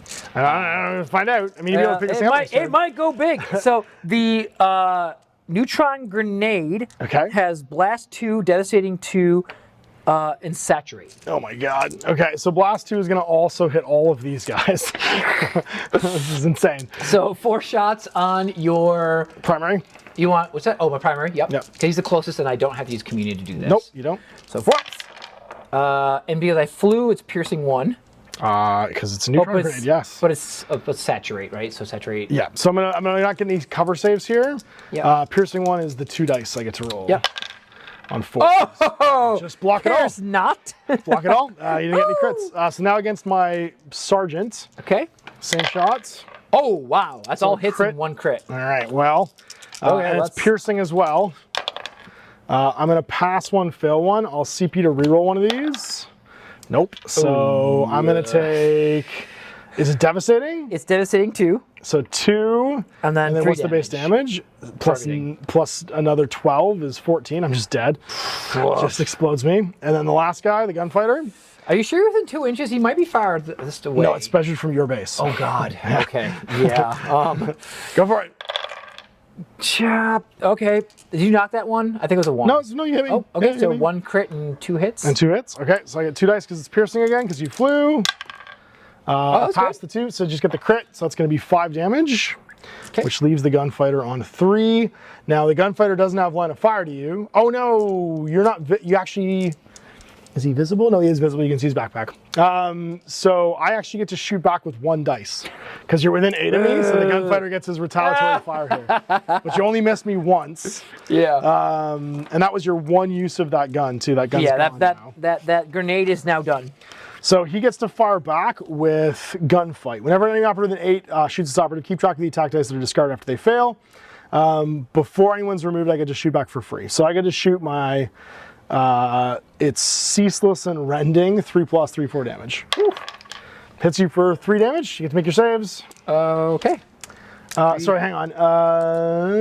This operative can perform free shoot action, changing its order to engage to do so, but it can only target the enemy after those hotshot last pistol's focus, and you only roll a number of attack dice equal to the opponent's discarded attack dice. Yeah, so you make your normal rolls. There's no piercing or anything? Nope. Okay, so 3 attacks. Oh, no, goes through. Take 3 damage. And he's now considered to have 6. activated with an engage order. Oh, it actually engages him by doing it. It flips him to engage, yeah. White dice, white dice. You and my rolling dice. Okay. All right, man. All right, so that's the end of the round. We are into round 2.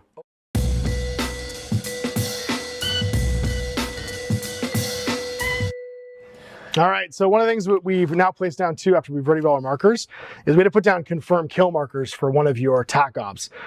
These little red markers are where someone died. If you move within an inch of them and interact with them, when you're moving from the battlefield, you end up scoring a VP. If I was worth 12 or more wounds, you get an additional VP. So you've revealed another attack op now. Yeah. So we're into round 2, and it's time to roll some initiative for the round to see who has the initiative.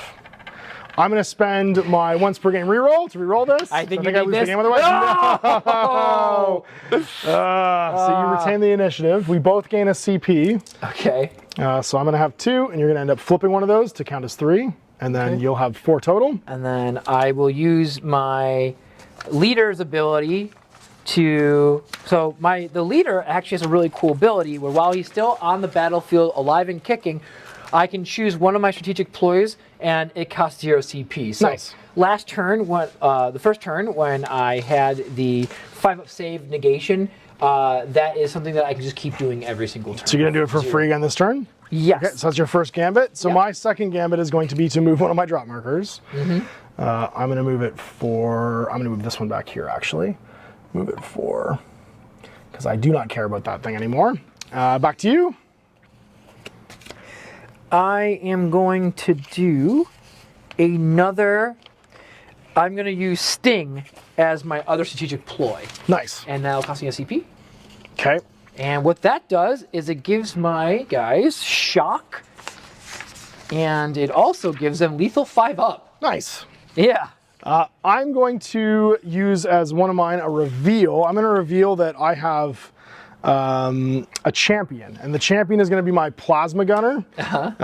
Basically, as you gambit each turning point after the first, you can select one friendly operative to be your champion. In each turning point after the first, whenever your champion incapacitates an enemy operative, you score a VP.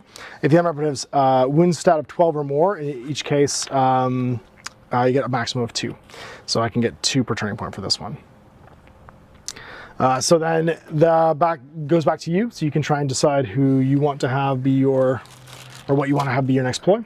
Okay. Or if you can, or you can pass. Quick question for you. For the. So you're gonna pass. Yep. Okay. So then I am going to, I think, spend a CP to play another strategic ploy. And this turn we're going to do. Not the half my guys kill you, because I only have 5 guys left. So it'll be 3. I'm going to do maintain momentum. Whenever a friendly Tempestor's Aquilon operative is shooting or fighting a ready enemy operative, its weapons have severe.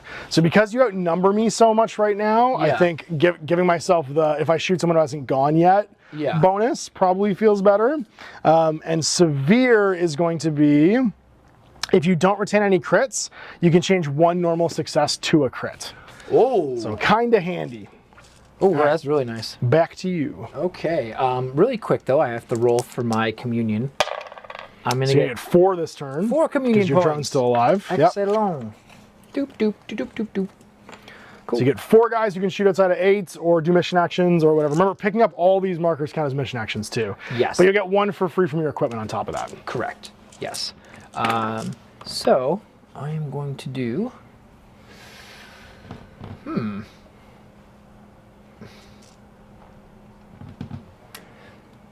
Make sure this guy's ready. What order does he have? Oh, sorry. No, I change it, or is it what they you change it at the start of the turn when you activate them. Okay. So this guy, I think get all these guys on conceal because they didn't shoot me. That is very true. I forgot that guy's still there. Yep, there's a guy underneath too. I did wound him slightly though. This is very true. I was like, oh yeah, I still have a guy down there. That's kind of cool. I am going to.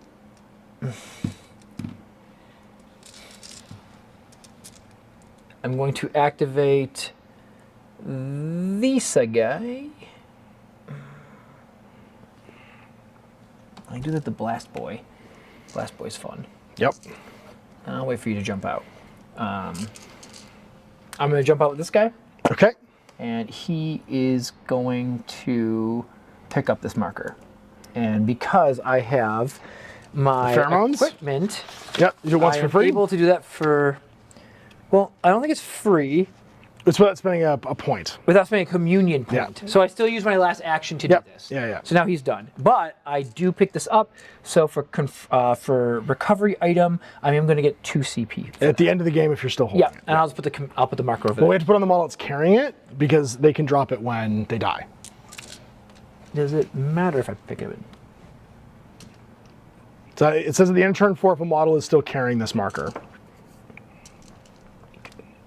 The other ones, the confirm kill ones, they will just go away and you'll score automatically because you confirm the kill. Has been performed upon in friendly operator's control, you score. Note that it's not a requirement to be carrying those. Okay, so then you don't have to carry them. Yeah. Okay, cool. Then you just got it. Yeah. So once you grab it, it's just kind of like I read the dossier and got it. Okay, it's not held onto until anymore. That's perfect. I think it's bad for the Vespid. I feel bad for the Vespid because they can't read. And real. it's like I got the vital information and just like squawking and vibrating. And the tower is like, what are you doing? What is wrong with you idiots? All right, so I have to do champion stuff now, or gunfighter stuff. And I think what we're going to do is we're going to do gunfighter stuff. The gunfighter's going to move. Sick. To here. Okay. And then he's just going to push this button. What? And flip it to being ours. No. Because I need to start scoring primaries. Yes. And then he's just going to be done. And he's going to change to conceal. Okay. Because that way, if you decide you want to shoot him, he can turn back into gunfighter mode and shoot back. But there's no reason to not be concealed right now. And he's done. Okay. So it's back to you. Interesting. This way, guys up high can't shoot me because I'm behind heavy terrain. Ah, gotcha. But the guys in the room can try and shoot me if they want. And I'm controlling the objective. Nicely done. I am going to... Okay. Yep. I am going to activate Flame Bug. What order are you going to give him? Oh, do I want to activate Flame Bug yet? I don't know. Me? Okay, so I'm going to activate this guy, and he's going to charge your gunfighter. Cool. With the super sting! Come and fight me with the sting. Yeah, I'm going to give you the sting. Medium style. All right, go for it. Stings. So I've got 3 health left. You have 6 health left. So if you just hit me, I die. Yes, I have 3 attacks with force to hit, but I have lethal 5 up and shock. And this is because of your poison stinger upgrade? Yep. Okay, I got my Tempestor Scion super knife because it got given to me at Scion camp. I don't know, wherever you get handed out these knives when you're an orphan. They're friendship knives. My orphan friendship knife. Don't you? 3 attacks on 4s, 3/4 damage. So I get 2 hits. Nice. And then it says whenever friendly Vespid fights, I get ceaseless on my melee weapons. Cool. So what does that mean again exactly? It means that you get to reroll all of one type of roll. So if you roll all 3s, you can reroll all the 3s. Gotcha. So 3 attacks hitting on 4s. Roll the 2s. Yeah, I get so you got 1 hit. lethal. So because you got a lethal and because you're attacking, you get to apply damage first, which is your critical damage. Yep, and that is going to be, the damage result for that is going to be 4. So I just instantly die. I stunned. I could... Nope, can't do that. Oh, I could have done that. That would have been amazing. Okay. What? I have a thing where I can just take drugs for a command point and get my wounds back, but I forgot to do it. Did you? I was gonna heal him. No. It would have been last activation. I completely forgot about it. I can basically like hit the combat stims and heal 2d3 damage and ignore any changes to my APL. So if I'm stunned, I just shake it off. I do like the silver spray paint on my mouth, like in whatchamacallit, the witness me thing. Yeah. Okay, well, that happens, but I still control that objective for now. Yes. Which is super sweet. So I'm going to go with... I'll use a commune point to pick up that objective. Yes, you will. I'm going to go with my... No, I didn't. I get to use the ability. That's right. Pheromone thing. Yeah, so I'm going to use my plasma gunner. No. And they're going to just dip out to here with a reposition. And then start shooting the ghost man. Okay. Because I would like him to die. He's got a lot of weird rules. I bet he does, but he's engaging right now, so I don't think any of them apply. because you gave an engage order to throw the grenade. So I don't think I think it's only when you're concealing that you get any of your stealth Ghost Rig is stuff. conceal, and then the other one is whenever an operative is shooting this operative, Yep. ignore the piercing special rule. Oh, nice. All cover saves are retained as critical successes. Shoot. So you get a cover save from being near the cover, and you get one for it. Okay. So I'm going to plasma gun you. You ignore piercing anyway, so there's no point me doing hot. Yeah. So just 4 I shots. have 1 critical success, just straight off the bat. You do. And then I get 4 shots from my gunner, I believe on 4s with the plasma gun. Wait, No, 3s. Yeah, I was gonna say you're a scion, my 3s. dude. I am a scion. You ain't no regular guardsman. Do I want to... No, we're just going to do it. So I get 2 hits and a crit. I'm going to... Do I want to reroll this for any one reason? Yeah, I'll CP that. There we go. So Ouch. 3 hits and a crit. Okay. So you get to roll your 2 dice. You ignore my piercing. Save 1. So you're going to get to cancel the crit and a hit, but then you're going to take 8 damage, and that is going to murder But you. I get to roll a dice on a 5 I up. did move, that's right, to try and cancel the normal damage. Yep, And then that's the other normal damage. One more. Oh, There's yeah. 2 normal there's damages 2 of there. them. Yep. No, Still he gets still 8 basic. damage. Goodbye. So we blast He that did guy. his job. He did some really cool damage with his grenade. He did do some extremely cool damage with his grenades, but the important thing is that I've gotten closer to my kill grade. If I get 1 more, I'll hit the next kill grade. Well, you're at 3 for kill grade right now because you killed 6 guys. Shoot. Okay.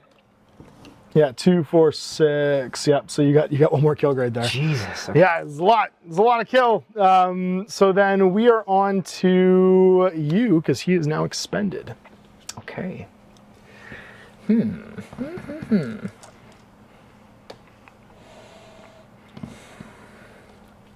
I have way too many dudes now. You do have a lot of dudes. Yeah, this is kind of becoming a problem. More than me. Oh, when I shot someone who wasn't activated, actually, I did an additional crit there because I have severe. Oh, no. Oh no, I got a crit actually. Never mind. If I don't get any crits, one of my hits turns into becomes a crit. one, okay. Becomes a crit. That's what it is. Yeah, Oh, that's nice. So if I'm shooting guys who aren't activated yet, that'll be the. Is that hard or light turn. right there? That's light. That's light? Yeah. Okay. This guy's activated. We just didn't flip him. Interesting. How am I going to do this? Great question. With 1 inch? Yes. And then I could just shoot your guy from here.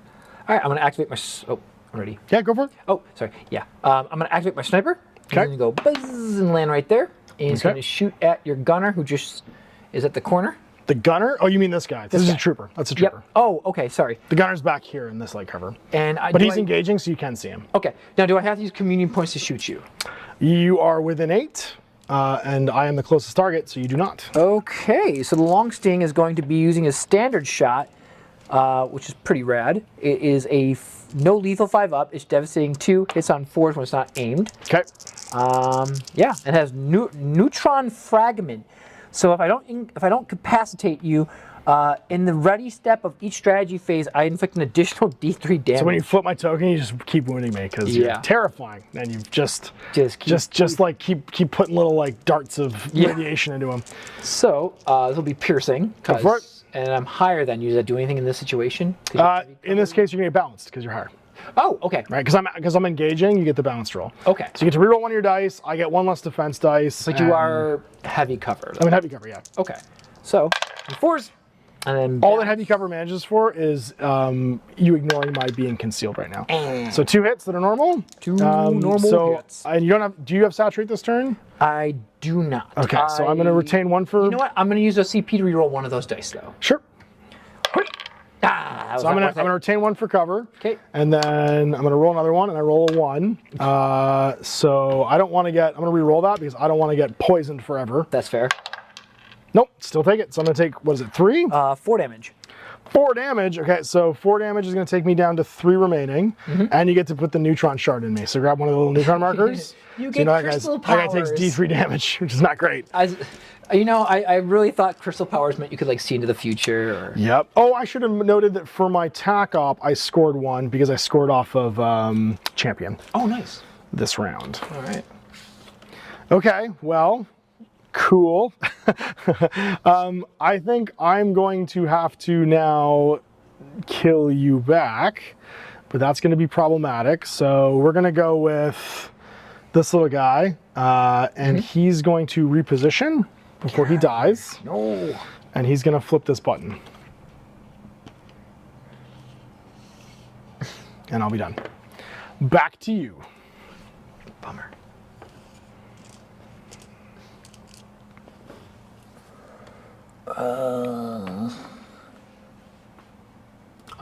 And because he's just gonna push a button, he's gonna mark himself as concealed. Okay, interesting. This is hard for me because now I'm running out of options to really do anything to you. Well, I'm trying to get ahead in the primary now because I'm definitely not getting ahead on kill up. That's fair. Kill up is going to be a problem. All right, I guess. Oh, Yep. I will start by activating the flamer bug. He's gonna fly up right here, and he's just gonna shoot your plasma gunner. My plasma gunner, okay. Well, I can't shoot him, can I? He's the closest with an 8, and you can see him. So you actually have to shoot him without using a communion point. Do you get any benefits of goal? He's a flamer. Flamers do cool things, right? Actually, sorry, you can't see him because he's technically behind heavy cover. Oh, okay. So you'd be able to shoot the other guy. Then that's what I shall do. Okay. I get 4 shots. It's got piercing because I flew.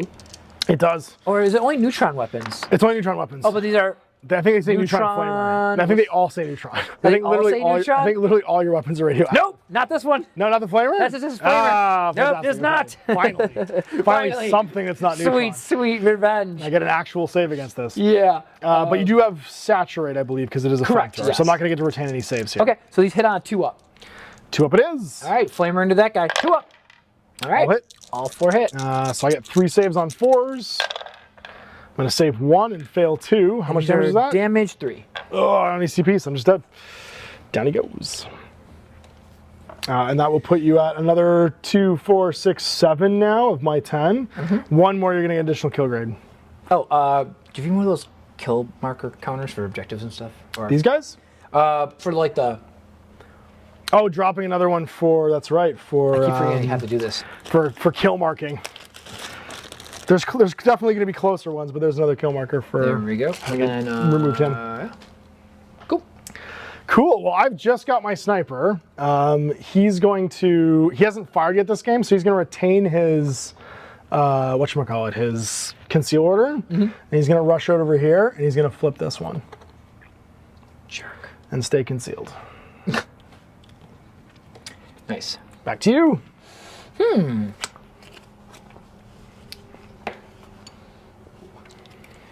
How close do I get to be with you, to you if I get to like, how close do I have to be in order to like remove concealment? So if you're within 2 inches, inches. Yeah, if you're within 2 inches, then I can't claim the lack of visibility for cover. Gotcha. For being concealed. Okay. But if I'm behind heavy terrain, then elevation doesn't do it. Vantage point won't do it. Got it. Okay. I guess I am going to activate my grenade launcher man. Okay. Actually, no. I'm going to activate my leader. Okay. And he is going to move 7. So placing with fly. Yep. And then another inch. And then he's going to dash within an inch to be in engagement range of you. Cool. Would that be with engagement? Or, or have you covered negates? We have to have visibility, so we have to be able to see each other. So we're just because we're on either side of the wall. Yeah. I don't know if we have visibility to each other, and we have to be within an inch. Oh, got it. So like, I think we're within an inch, but I don't know if we're visible. You just hear me slam into you, and you just hear buzzing. Go flying over. Oh, what is this? Baxter Stockman is on his way. Yeah. So then it's over to me. Yep. I get to do a counteract. I'm going to shoot this little guy with this little guy right here with counteract. So he's going to go engaging. Okay. Because of course I am. Son of a gun. And I'm going to shoot you like crazy with my rifle. Fair. So it's going to be 4 shots. It's going to hit on 4s. I am wounded though, so I'm -1 to hit. So what's normally a 4+ is going to turn into a 5+. And I'm going to hit you a whole bunch. Okay. You've activated, so I don't get to reroll any of these, but it's going to be a crit and 2 hits. And on 5s. 1 save, 2 go through. You can cancel 1. You can get a 5+ save against the normal damage, but not against the crit. Okay. Because so I get 1 5-up ignore? That's right. Oh, passed. All So right. you're going to pass 2. You're going to take 4 damage from the normal damage. Ouch. Which I believe takes you from 8 to 4. Regular homies, I think, are 9 wounds. 9 wounds? Yep. Oh my god. Okay, so 4 is down to 5. All right.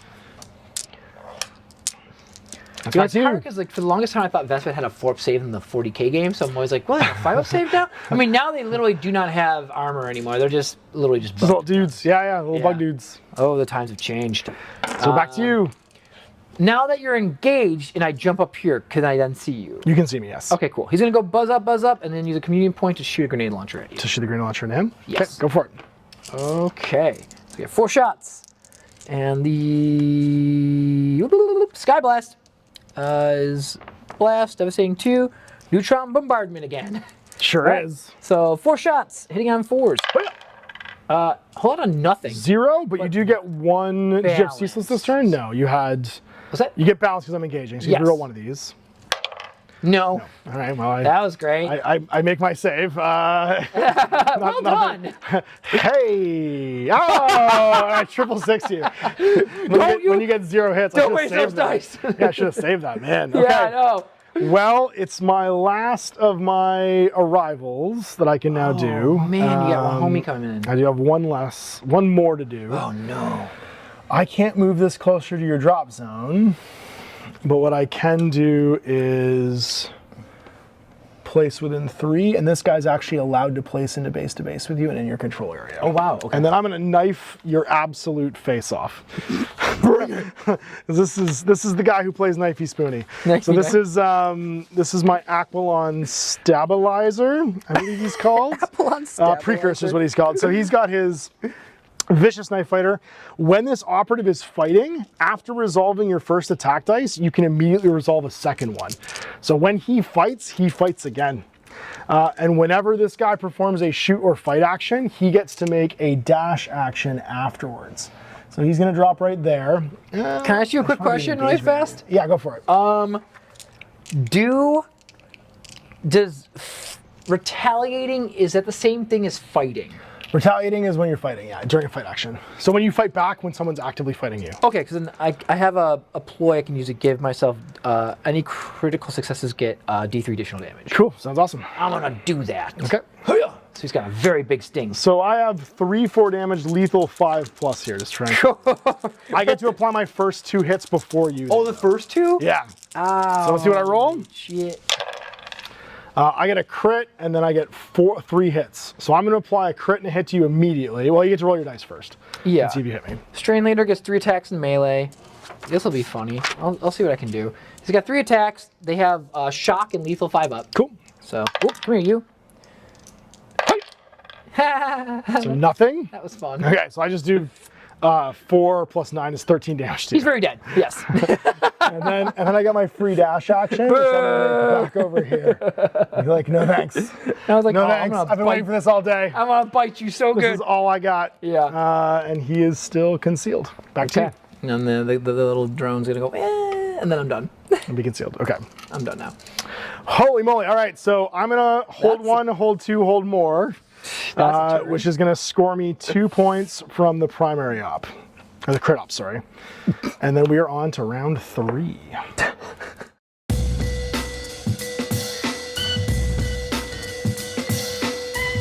All right, so you get to do D3 damage to this guy because of his radiation poisoning during the ready operative step. Correct.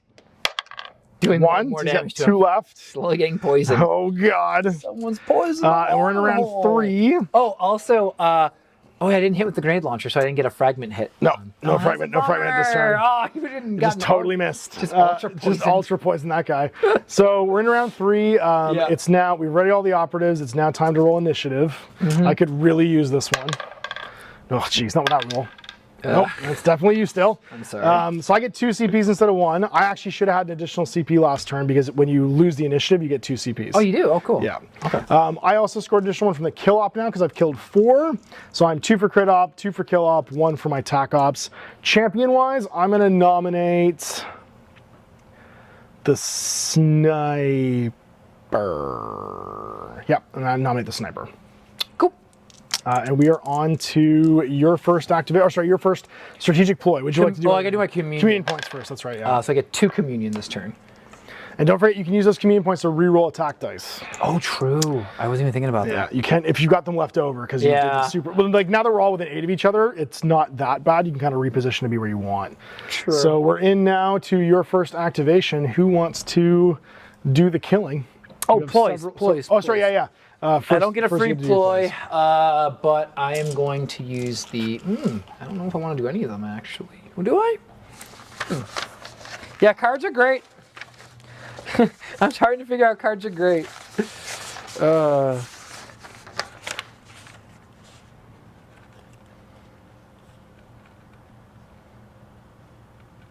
my melee gets ceaseless. We already talked about that though. Never mind. Oh, I got an additional attack up.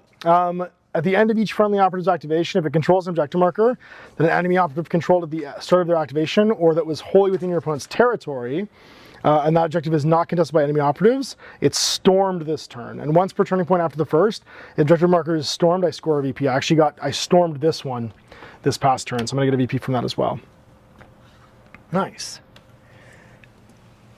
So it's on to, would you like to do any of your activation or any of your ploys? So you're choosing to pass. Yep. I've got 3 CPs to try and do mine. I think I'm going to do the one again where I'm going to maintain momentum. So I'm going to try to, I get to reroll or get, severe against guys who haven't activated yet. So if you are still ready, then I get to score an additional point against you. Gotcha. So it is your first activation. You need to pick up these little buttons and go look at some dead bodies. So many buttons. Well, if you look at 2 dead bodies and pick up another 2 buttons, you'll get 12 VPs. You have lots of guys to do it with. I know. And they don't need to live either, they just need to go do it. Yeah. This guy though is going to drop down and just blast your knife fighter. Get him out of conceal. Okay. What's that? Getting him out of conceal. Come on, Abby. You could go over here too and be in cover and ignore it if you want. What's that? Like you could go next to this thing and be in cover.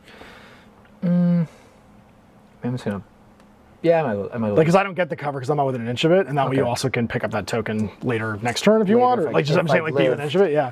Yeah, I'll flame him. And Well, then... it also means you're not in the open for my sniper later on. Oh, smart. Right? Correct. I'm trying to give you some advantage here. Do you have an engage order?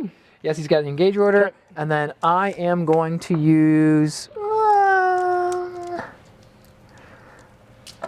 I'm going to use Neutron Overload. So if I'm That's within, not good. That sounds bad. I'm within. Well, am I within 4 inches of you? That's another question I have to ask myself. I think so. Yeah. Yeah, you're good. Within 4 inches, I do. I mean, you definitely can be. On a, if it moved, and I get a critical success, it does an additional D3 additional damage. And this is your flamer, or is this only on neutron weapons? That's my. Oh wait, Because it's not a neutron weapon. can't do that. Never mind. Can't do it on that one because it's not a Well, neutron that weapon. didn't work according to plan. I'm gonna fire 4 flamer shots at you. Do that. 2s. Hitting on 2s. Look at that. 1 crit and 2 regular hits on it. And they're all the same And you know what? damage. I'm gonna use a communion point to reroll that 2 up into a regular hit. All right. So I need to make 3 saves on 4s. Yep. Pass 1, fail. I'll cancel the crit, but that's still gonna be what, 9 damage? Yes. I believe so. Sorry, I'm gonna get that back to where we were. Swarm Guard. 3 damage. Yes. So 9 damage. If I save 1 more of these, I'll live. Yes. I do. You so do. I'll cancel that. I'll take 6, and I'll be down to 2, Good start. which isn't great, but it's what we needed. And that's your activation done. So it's going to go back to me. Yes. I'm going to now activate this guy. Okay. He's going to spend a CP to take drugs and heal 2d3 wounds. Mm-hmm. So 2 already wounds. 2. I'm still alive at least. Yeah. And then I'm going to start blasting into him. You son of a gun. Because I can. So 4 shots from my regular old hot shotgun. Yep. That's going to be 1, 2 hits and a crit. I have relentless, severe, but it won't do anything here because you are not. Sorry. You're not gonna die. 3 5-up saves. Making 2. So you have the crit and the hit gone. That's gonna be another 3 damage. You go down to 2. I need you to fail those. I don't like that. And that's his act. He's got 1 action left. Ugh. There's not a lot of. I just gotta stay where I am. Okay. I think I'm just gonna. Hold the line. I could move. You can't. You know what? I'm just gonna die. Nothing. Everything sucks. Nothing's good. Yeah. You know what I think I do is I think I dash back to here because you're on. You only have 1 AP right now because you're so wounded. Oh, you get -1 AP when you get. Yeah. Oh, really? You're sorry, -1, not -1 AP. You're -1 to hit and -1. Yes, correct. Thing. So Yeah. you're not going to -1 AP here. Yeah. I can't shoot again. I could charge. I think I just moved back to here. Okay. So, no, I need to keep controlling this thing. You're going to flip it. Yeah, I'm just going to stay there. I'll stay where I am. I'm good. Back to you. Okay. I am going to. Okay. I'm going to activate my sniper. He's going to land right here. No, not Stevie. And he's going to shoot his. That's going to be that'll be a dash. I'll just shuffle him. Sure. And then he'll just shoot. So The heavy style? the heavy style, so I paced him. I'm gonna get obliterated. All right, go for it. Now, do I use it? Now, because I'm higher and I'm not near my window, do I have to use? Oh, I have to use a command point to do this anyways. So Yeah, because that's command I'm points further being away. used. Yeah. Okay. Yep. I'm at Long 8. Sting, where are you? Long Sting. All right. Oh no, I'm with an 8. You're good. I am? Yep, you're with an 8. Oh, okay. Well, I'll just keep that there. I get 4 shots. Yep, 4 shots. Oh, you might actually have to because these guys are closer. I just realized. Oh, okay. I need 4s to hit you. Oh, sorry, 3s to hit you because it's aimed. It's devastating 2, lethal 5 up, and then I put that on. I think I died from this, but you could actually stick me with more of these tokens. Yeah. Yeah. Just like for space marines and stuff, just getting stuck fully. They're like the little dart things from Halo. Remember the little dart gun? Yeah, It's like that they needlers. explode after a Yeah. few seconds. Yeah. All right, go for it. So I 3s. Lethal 5 up. That's 2 right there. and piercing because you dashed. Yep. Because it's an arm blaster. So I get 2 dice here. I pass 1, fail 1. How much damage is that? That's going to be 4 damage. And devastating. And devastating That's 2. 6 total, so he just dies. Yep. Down he goes. All right. And then I got to do. That was dash plus shoot, so they're And done. then I got to do this little skull token for the. Oh, he's below half his wounds. Oh, yeah. So he was actually -1 to hit, but it didn't matter because you rolled crits anyway. Yeah, I rolled 2 so crits, yeah. You were hitting on 4 or 5s, I think, 4s instead then, of 4s. yeah. Yeah. Okay. Well, that ain't great. I think what we do then is we charge. So we're gonna charge Get out of here. into Flame Man. No. I don't have the CPs left to do anything else, so I'm just gonna charge him. I have all the. Do I do that, or do I stay? You know what? No, we're not gonna do him yet. We're not gonna do him yet. We're gonna leave him unactivated. Okay. We're gonna go with the sniper because he still hasn't shot this game. And he's gonna stay concealed, and he's gonna blast this guy with the grenade launcher. Oh. Because this is his first shot of the game. So he gets to use his hot shot long last concealed. I've been waiting for this moment. 4 shots on 2s, 3/3 damage, devastating 5, silent, and concealed position is the first time he shoots per game, he gets the silent roll. Hitting on 2s. That's everything. I didn't get any crits though, So so separate one happens of from these that. guys turns into a crit. And it's devastating 2, you said? Devastating 3. Cool. So you So take down to 3 6 automatically, already. and then you get to retain 1 save, and then make 2 and a hit. 2 5-ups. Hey-o. Oh, made 1. So you cancel a hit and a crit, Yep. but that means you still take 9 damage because it's Very going to be good. 3 from the That's quite, devastating, and then 6 more from regular. that's hits. quite brutal. He's happy about that. He doesn't get anything. Oh no, and I made him my champion, so I got my 2nd champion point from that. Oh, nice. Good call. All right. Because I did not make Knifey Spoony the champion this turn. And I think that's that. Okay. Did I not get this? Nope.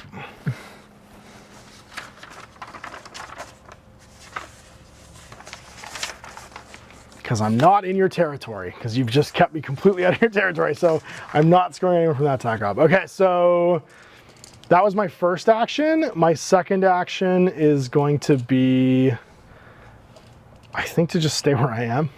Like, I can't really do anything else. Yeah, or I reposition, because all you really have is your drone. So I'm just going to walk over to here. I have 3 things I haven't activated yet. No, I have an action left. I haven't done. Oh, no, but I I'm can only saying dash. can I only haven't dash. activated him, or him yet. I know, but I still have a dash action. I Oh, could okay. I take. just want to make sure before you jump out of cover or something. Yeah, and I'm like, yeah, yeah. oh. Yeah, I'll just dash to the other side of this, like that, Okay. and be done. Gotcha. Oh no, wait, this guy could fly over to me, couldn't he? Correct. We'll dash slightly back then, Okay. and be done. Because I forgot he can just get placed. He can just jump over that wall completely. Yep. I'm gonna activate this guy. Yep. And hop over and Push that button. I will take this piece of smart. information. Okay. Yeah. Yes, I will do that. Yoink. Okay. Here's your turn. Smart, smart, smart. Okay, well, I bought the drugs that keep me from having to, what's the word? That keep me from having to reduce my movement. So I'm going to charge into him. Yeah, that's what's gonna happen. I become enraged, but I'm only hitting you on 4s because the question at hand is, do I try and get 1 critical success to try and... any hit kills me. I have 2 damage on me. I know, but the right? problem so literally is any hit will kill me. My problem is you get to use 2 dice. I can hit you for 8 damage potentially, but I think you kill me no matter what here. No, I'm saying is that, like, you get to resolve 2 of your dice first, though, right? Right, and the most I can do is 8 damage, and you have 9 wounds. Oh yeah, I'm not dead. I haven't taken wounds from him yet. Yeah, so I think unless you just don't hit me, this might actually be the best idea. I forgot he doesn't. He You know what? I think we're gonna go over here instead, and we're gonna climb this wall and charge stab my him. sniper. Yeah, That makes way more We're sense. gonna charge that guy instead. Yeah, I was like, oh yeah, my guy is at full. I will just immediately die otherwise. Yeah, like how about that? Yeah, I'm gonna go into there, and I've got 4 attacks. I hit on 4s now though, because I'm all damaged. So that's gonna be a crit and 2 hits. And you can try and fight back with whatever your sniper's fists are. I have 3 attacks I hit on 4s, and with my drugs that I gave him earlier, he has what? Ceaseless, I think I said? Yeah, and you're hitting on 5s because you're wounded right now, because you only have 3 health left. So 3 attacks, hitting on 5s. I'm gonna roll 5 6s like right. It won't matter because I'm just gonna do the crit to you. Yeah. So you die. And then you just gank him good. Yeah. That's So okay. he goes down. Blam. He tried. He's doing great. That will get me my next kill point for the kill off, though, Nice. which is super important. Because I am running out of guys here. I need more things to kill with. So that's gonna flip to 3. Mm-hmm. And we're back to you. He's engaged to make that charge order. I am going to just fly my drone over here like, It can bash me later, which is funny. I don't think it can fight. Does it have a melee attack? I thought it only had a ram attack. It has ram. Yeah. So But it can slam into me.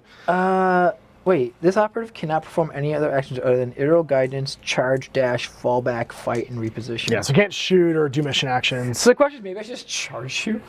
For 2 more inches, you could, yeah. I mean, but you are really good at knife fighting. I am really good at knife fighting. And my 2-up save means nothing against a really good knife fight. Yeah. Actually, what was I, here? Yep. Maybe I should just charge your sniper.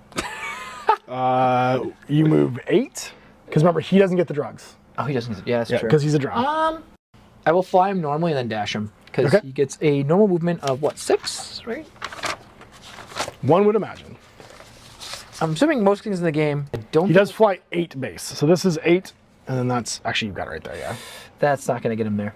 Okay. So I have to dash then. So I'll move 8 and then dash. You can definitely charge him and do 2 damage. No, I'm not going to do that. Because you're going to... No, I'll just die. Oh, yeah, because Wait, how bad am I at melee? That's the real question. I kill you though if I live. If you don't hit me there, I know. Because even when I'm defending, I attack. The first 2 dice that I apply together. So. Oh no, this is so bad. I'm not doing that. Okay. I am just going to fly my 6. 8. Sorry. You have to fly 2 more. Yeah. So that's 6, and then 2 more. Goes through there, and then can I dash into engagement range with you? No, because you only enter engagement range with a charge. Okay. And you can't charge when you reposition during the same turn. So I have to stay outside of your control range. Yeah. So he's gonna go right here. You can contest the objective though, so I can't push it. You just can't push it yourself. That's fine. I'll do that then. All right. Well then, you have a model left right here, so I'm going to counteract with my sniper. Yep. And he's going to shoot your flamer. That's fair. Because this is how we do, and he's all you can see right now. So he's got his shots again. He's not firing concealed. He's firing stationary. So it's 4 shots on 2s, 3, devastating, and heavy. You have activated though, so I don't get severe here. So let's see if we hit. On 2s, just 2 regular hits. Okay. So I'm in cover, right? You get to retain 1, yep. Retain 1, and I And get then to you 5 ups. 2 up 5 saves. Oh, Fine. all right. Laughs. Cool. So you've just got this guy left. Yep, and he's gonna flip subjective over. Smart. So move and flip. Because I get the once per game, once per turn flip ability. That's right. You get once per turn mission. I'm gonna action. put him into heavy cover. I was gonna say put him somewhere where he can't get shot. Let's do big brain moves here. Yeah, I like that. All right. Okay, so now we are into end of turn. Yep. I'm still gonna have hold 1, hold more. So I'll get 2 for the crit up again. So I'm gonna go to 4. Did you ever grab the one in the middle? I did, yeah. I ran over there with the gunfighter and did it, and then you immediately killed me. Right, when my guy was That's why that one's mine, yeah. That's right. And then we're into round 4.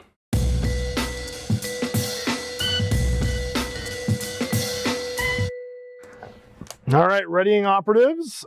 So we've all got, and he was also in conceal because he just picked something up this turn. Yep. He's active. I get another. Oh, we can roll for initiative. We have to roll for initiative. That's right. And then it's gambits. Oh. My God, you've got it every I'm single turn. I'm sorry. 2 CBs for me. Back to you. You get to pick who would like to go first. Oh, I got to sorry, for it's your gambits first. I get 3 communion points because the drone's still alive. Yep. Oh no, it's the war gear I bought. I'm going to choose my champion to be my knife fighter again. God, he's a beast. Or my knife fighter this turn because I don't think my sniper can kill you in 1 round. This is true. Because you block all my damage. And it's back to you. Okay. Now the question at hand is, what do I do in this situation? Great question. I'm doing great. Like I'm doing great. Well, I've scored 4 from the primary and 3 from the kill op. And 3 from the tac op. We're actually scoring wise not doing terribly. Yeah. We've made kind of a mess of each other. You have 4 models up to my 2 is the big problem, and 1 of mine is on death's door. Yes. And the flamer needs to just kill that model. Yeah. Well, I mean, you can also just score points by picking up 2 of these this round, right? Like you've got so many points you can just do by touching things. This is true. And I don't know which one you took as your primary op, which means that you might have plus 50% victory points in some of these cases. Can I, if I were to stay on this vantage point, could I shoot at your... No, I'm engaging. You can shoot me right now. No, I mean like if I were to, like from here to here, I can't, right?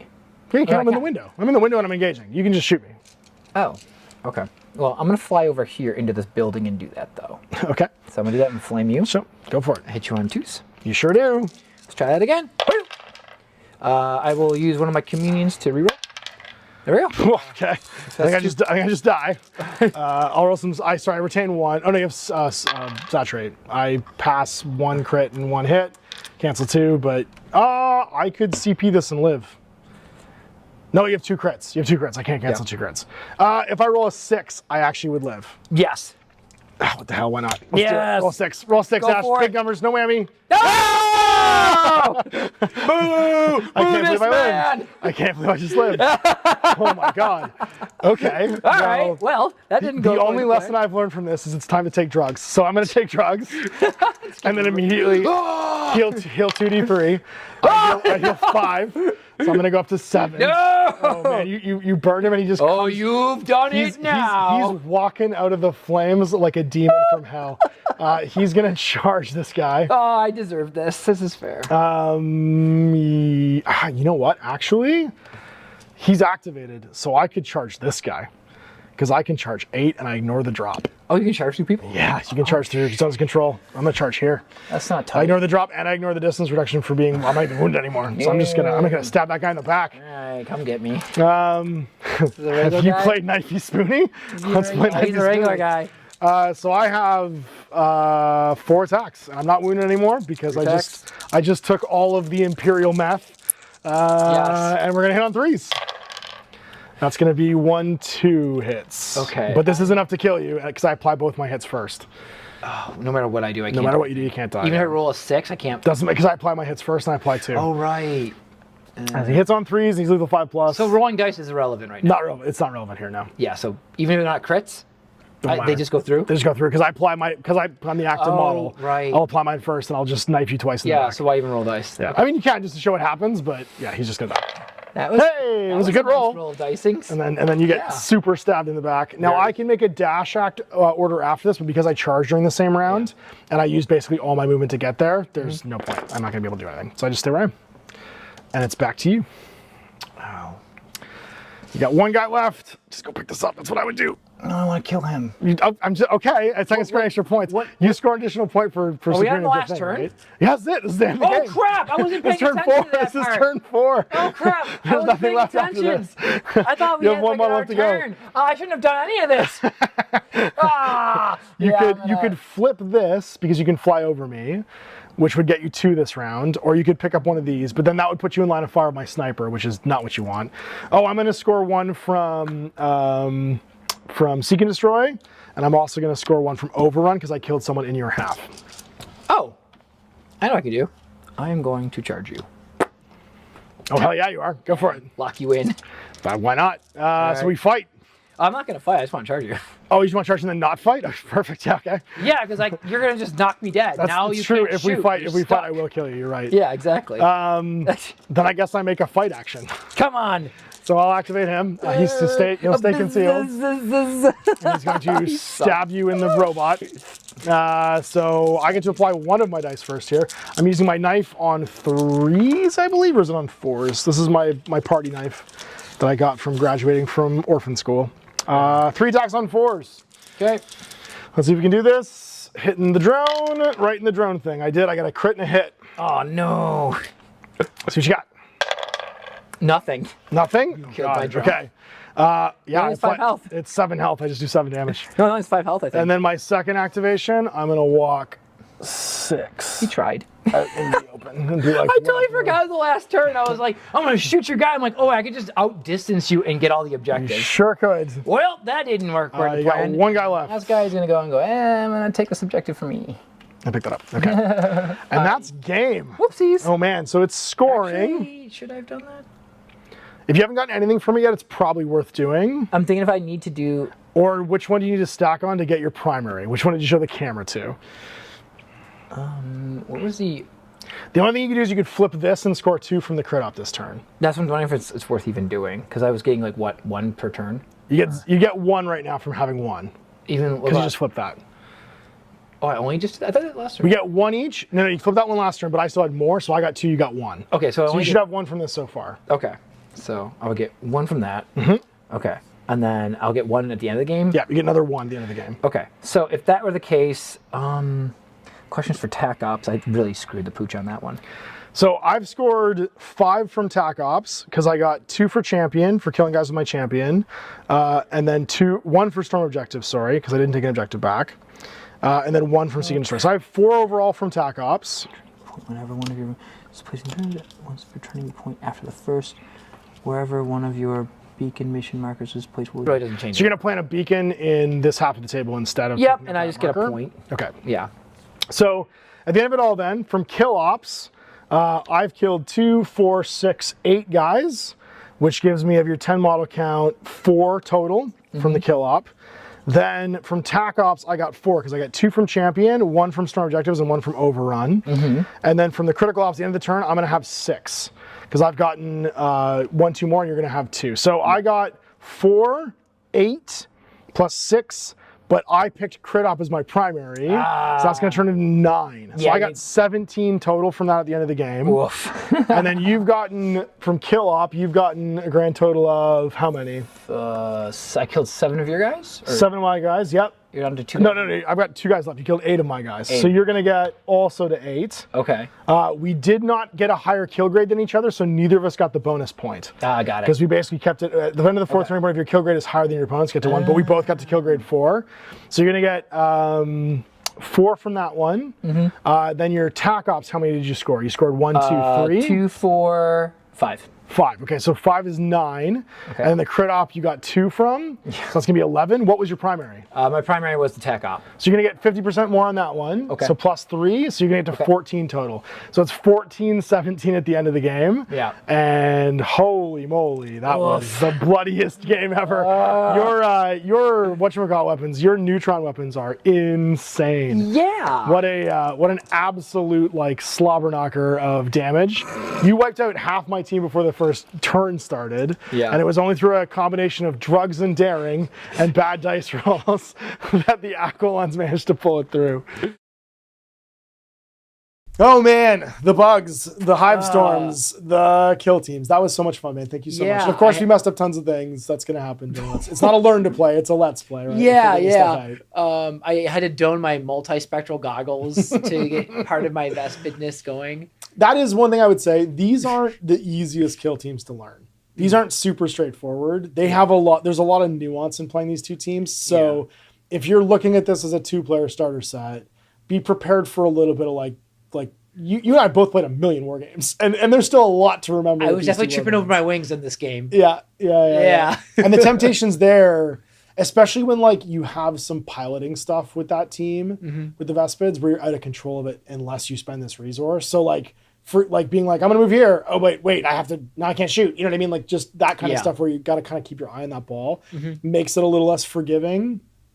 And man, those drop zone markers kind of not being used to like, it's going to make me clump up and then realizing like, oh my God, he has grenades. He has a flamethrower. Like, what am I doing? Oh my God, just standing next to each other.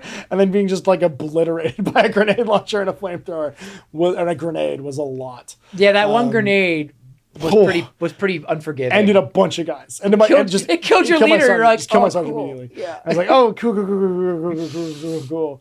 Yeah, and it's funny because like too, I think with the Vespids, you get really, there's a real kill happy because they kill so good. You get real kill happy and you can almost forget to do the mission objectives all the time. I'm only going with my instinctive behaviors. That's it. Ash. I can't control what I am. You're like Wu-Tang Clan. It's all kill the bees on the swarm. That's all you know how to do. Pretty much. Bombing atomically, literally in this case. So that I really enjoyed that. I'm excited. You can also today check out a Let's Play for the joint operations I did with Chris from Lords of War, where we play with one of the other kill teams from this like wave of stuff that I was able to see early, which is the scout team against some NPOs, some non-player operatives in the joint operations pack, which is also in the core rules. You can check out reviews for the card decks for the various different other kill teams. For the 2 books, so the core book and the dossier, which is the thing that both of our kill teams came from, which if you're just watching this now will give some more context to everything we just did. And my general thoughts on the box set itself. And then tomorrow, Chris from Lords of War and I sit down and talk a little bit about kill team and how it might fit into the Venn diagram of different 40K gamers. Because I do feel like I fit firmly, as a 40K fan, I haven't had a game that felt this for me in a while. And I like the previous kill teams too, but this one in particular feels like it's lost a bunch of the kind of parcel tongue nonsense that I like. It was just too many words to say the same thing. Yeah. Like just measure in inches and tell me what a move looks like and give me some common sense answers to like basic questions. Like the line of sight description in this rulebook is so much easier. It's like, can you see the model? Then it's visible. Yeah. Is it crouching? Then if it's behind this type of terrain, you can't pick it as a target. Like those are just like, the terms are way less clinical and like rule speaky. I definitely remember when we played our test game with the older kill teams. There was one rule for one of the blooded models. It was like a stim pack rule. Yeah. I reread that rule like for 10 minutes. It's a paragraph. And then I had to ask you what we thought we both... It's very funny because I think it's definitely the text from the last edition. Oh, it was such a... And it was like, it was basically like, I think it was a healing thing, but it was like worded in a way where you couldn't do it in the same model more than once, but it said like 100 words to say that. Yeah, it was like every model can be affected by all 3 of these once per game. Yeah. But they said it to like, I was like, I think I know what the words mean. And I felt so stupid.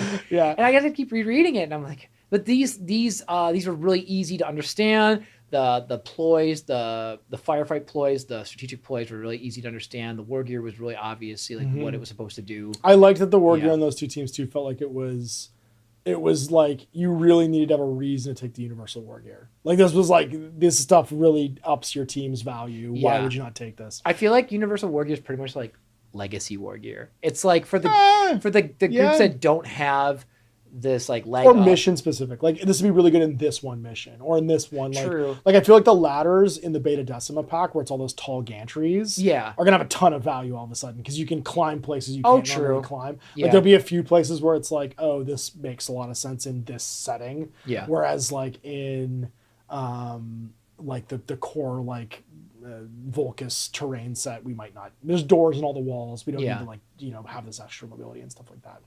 Yeah, it's really interesting. Anyway, big thanks for coming in and doing this. Thanks for having me. And thanks you guys for watching. We'll see you for more stuff today and lots more kill team coming in the future. Let them mash.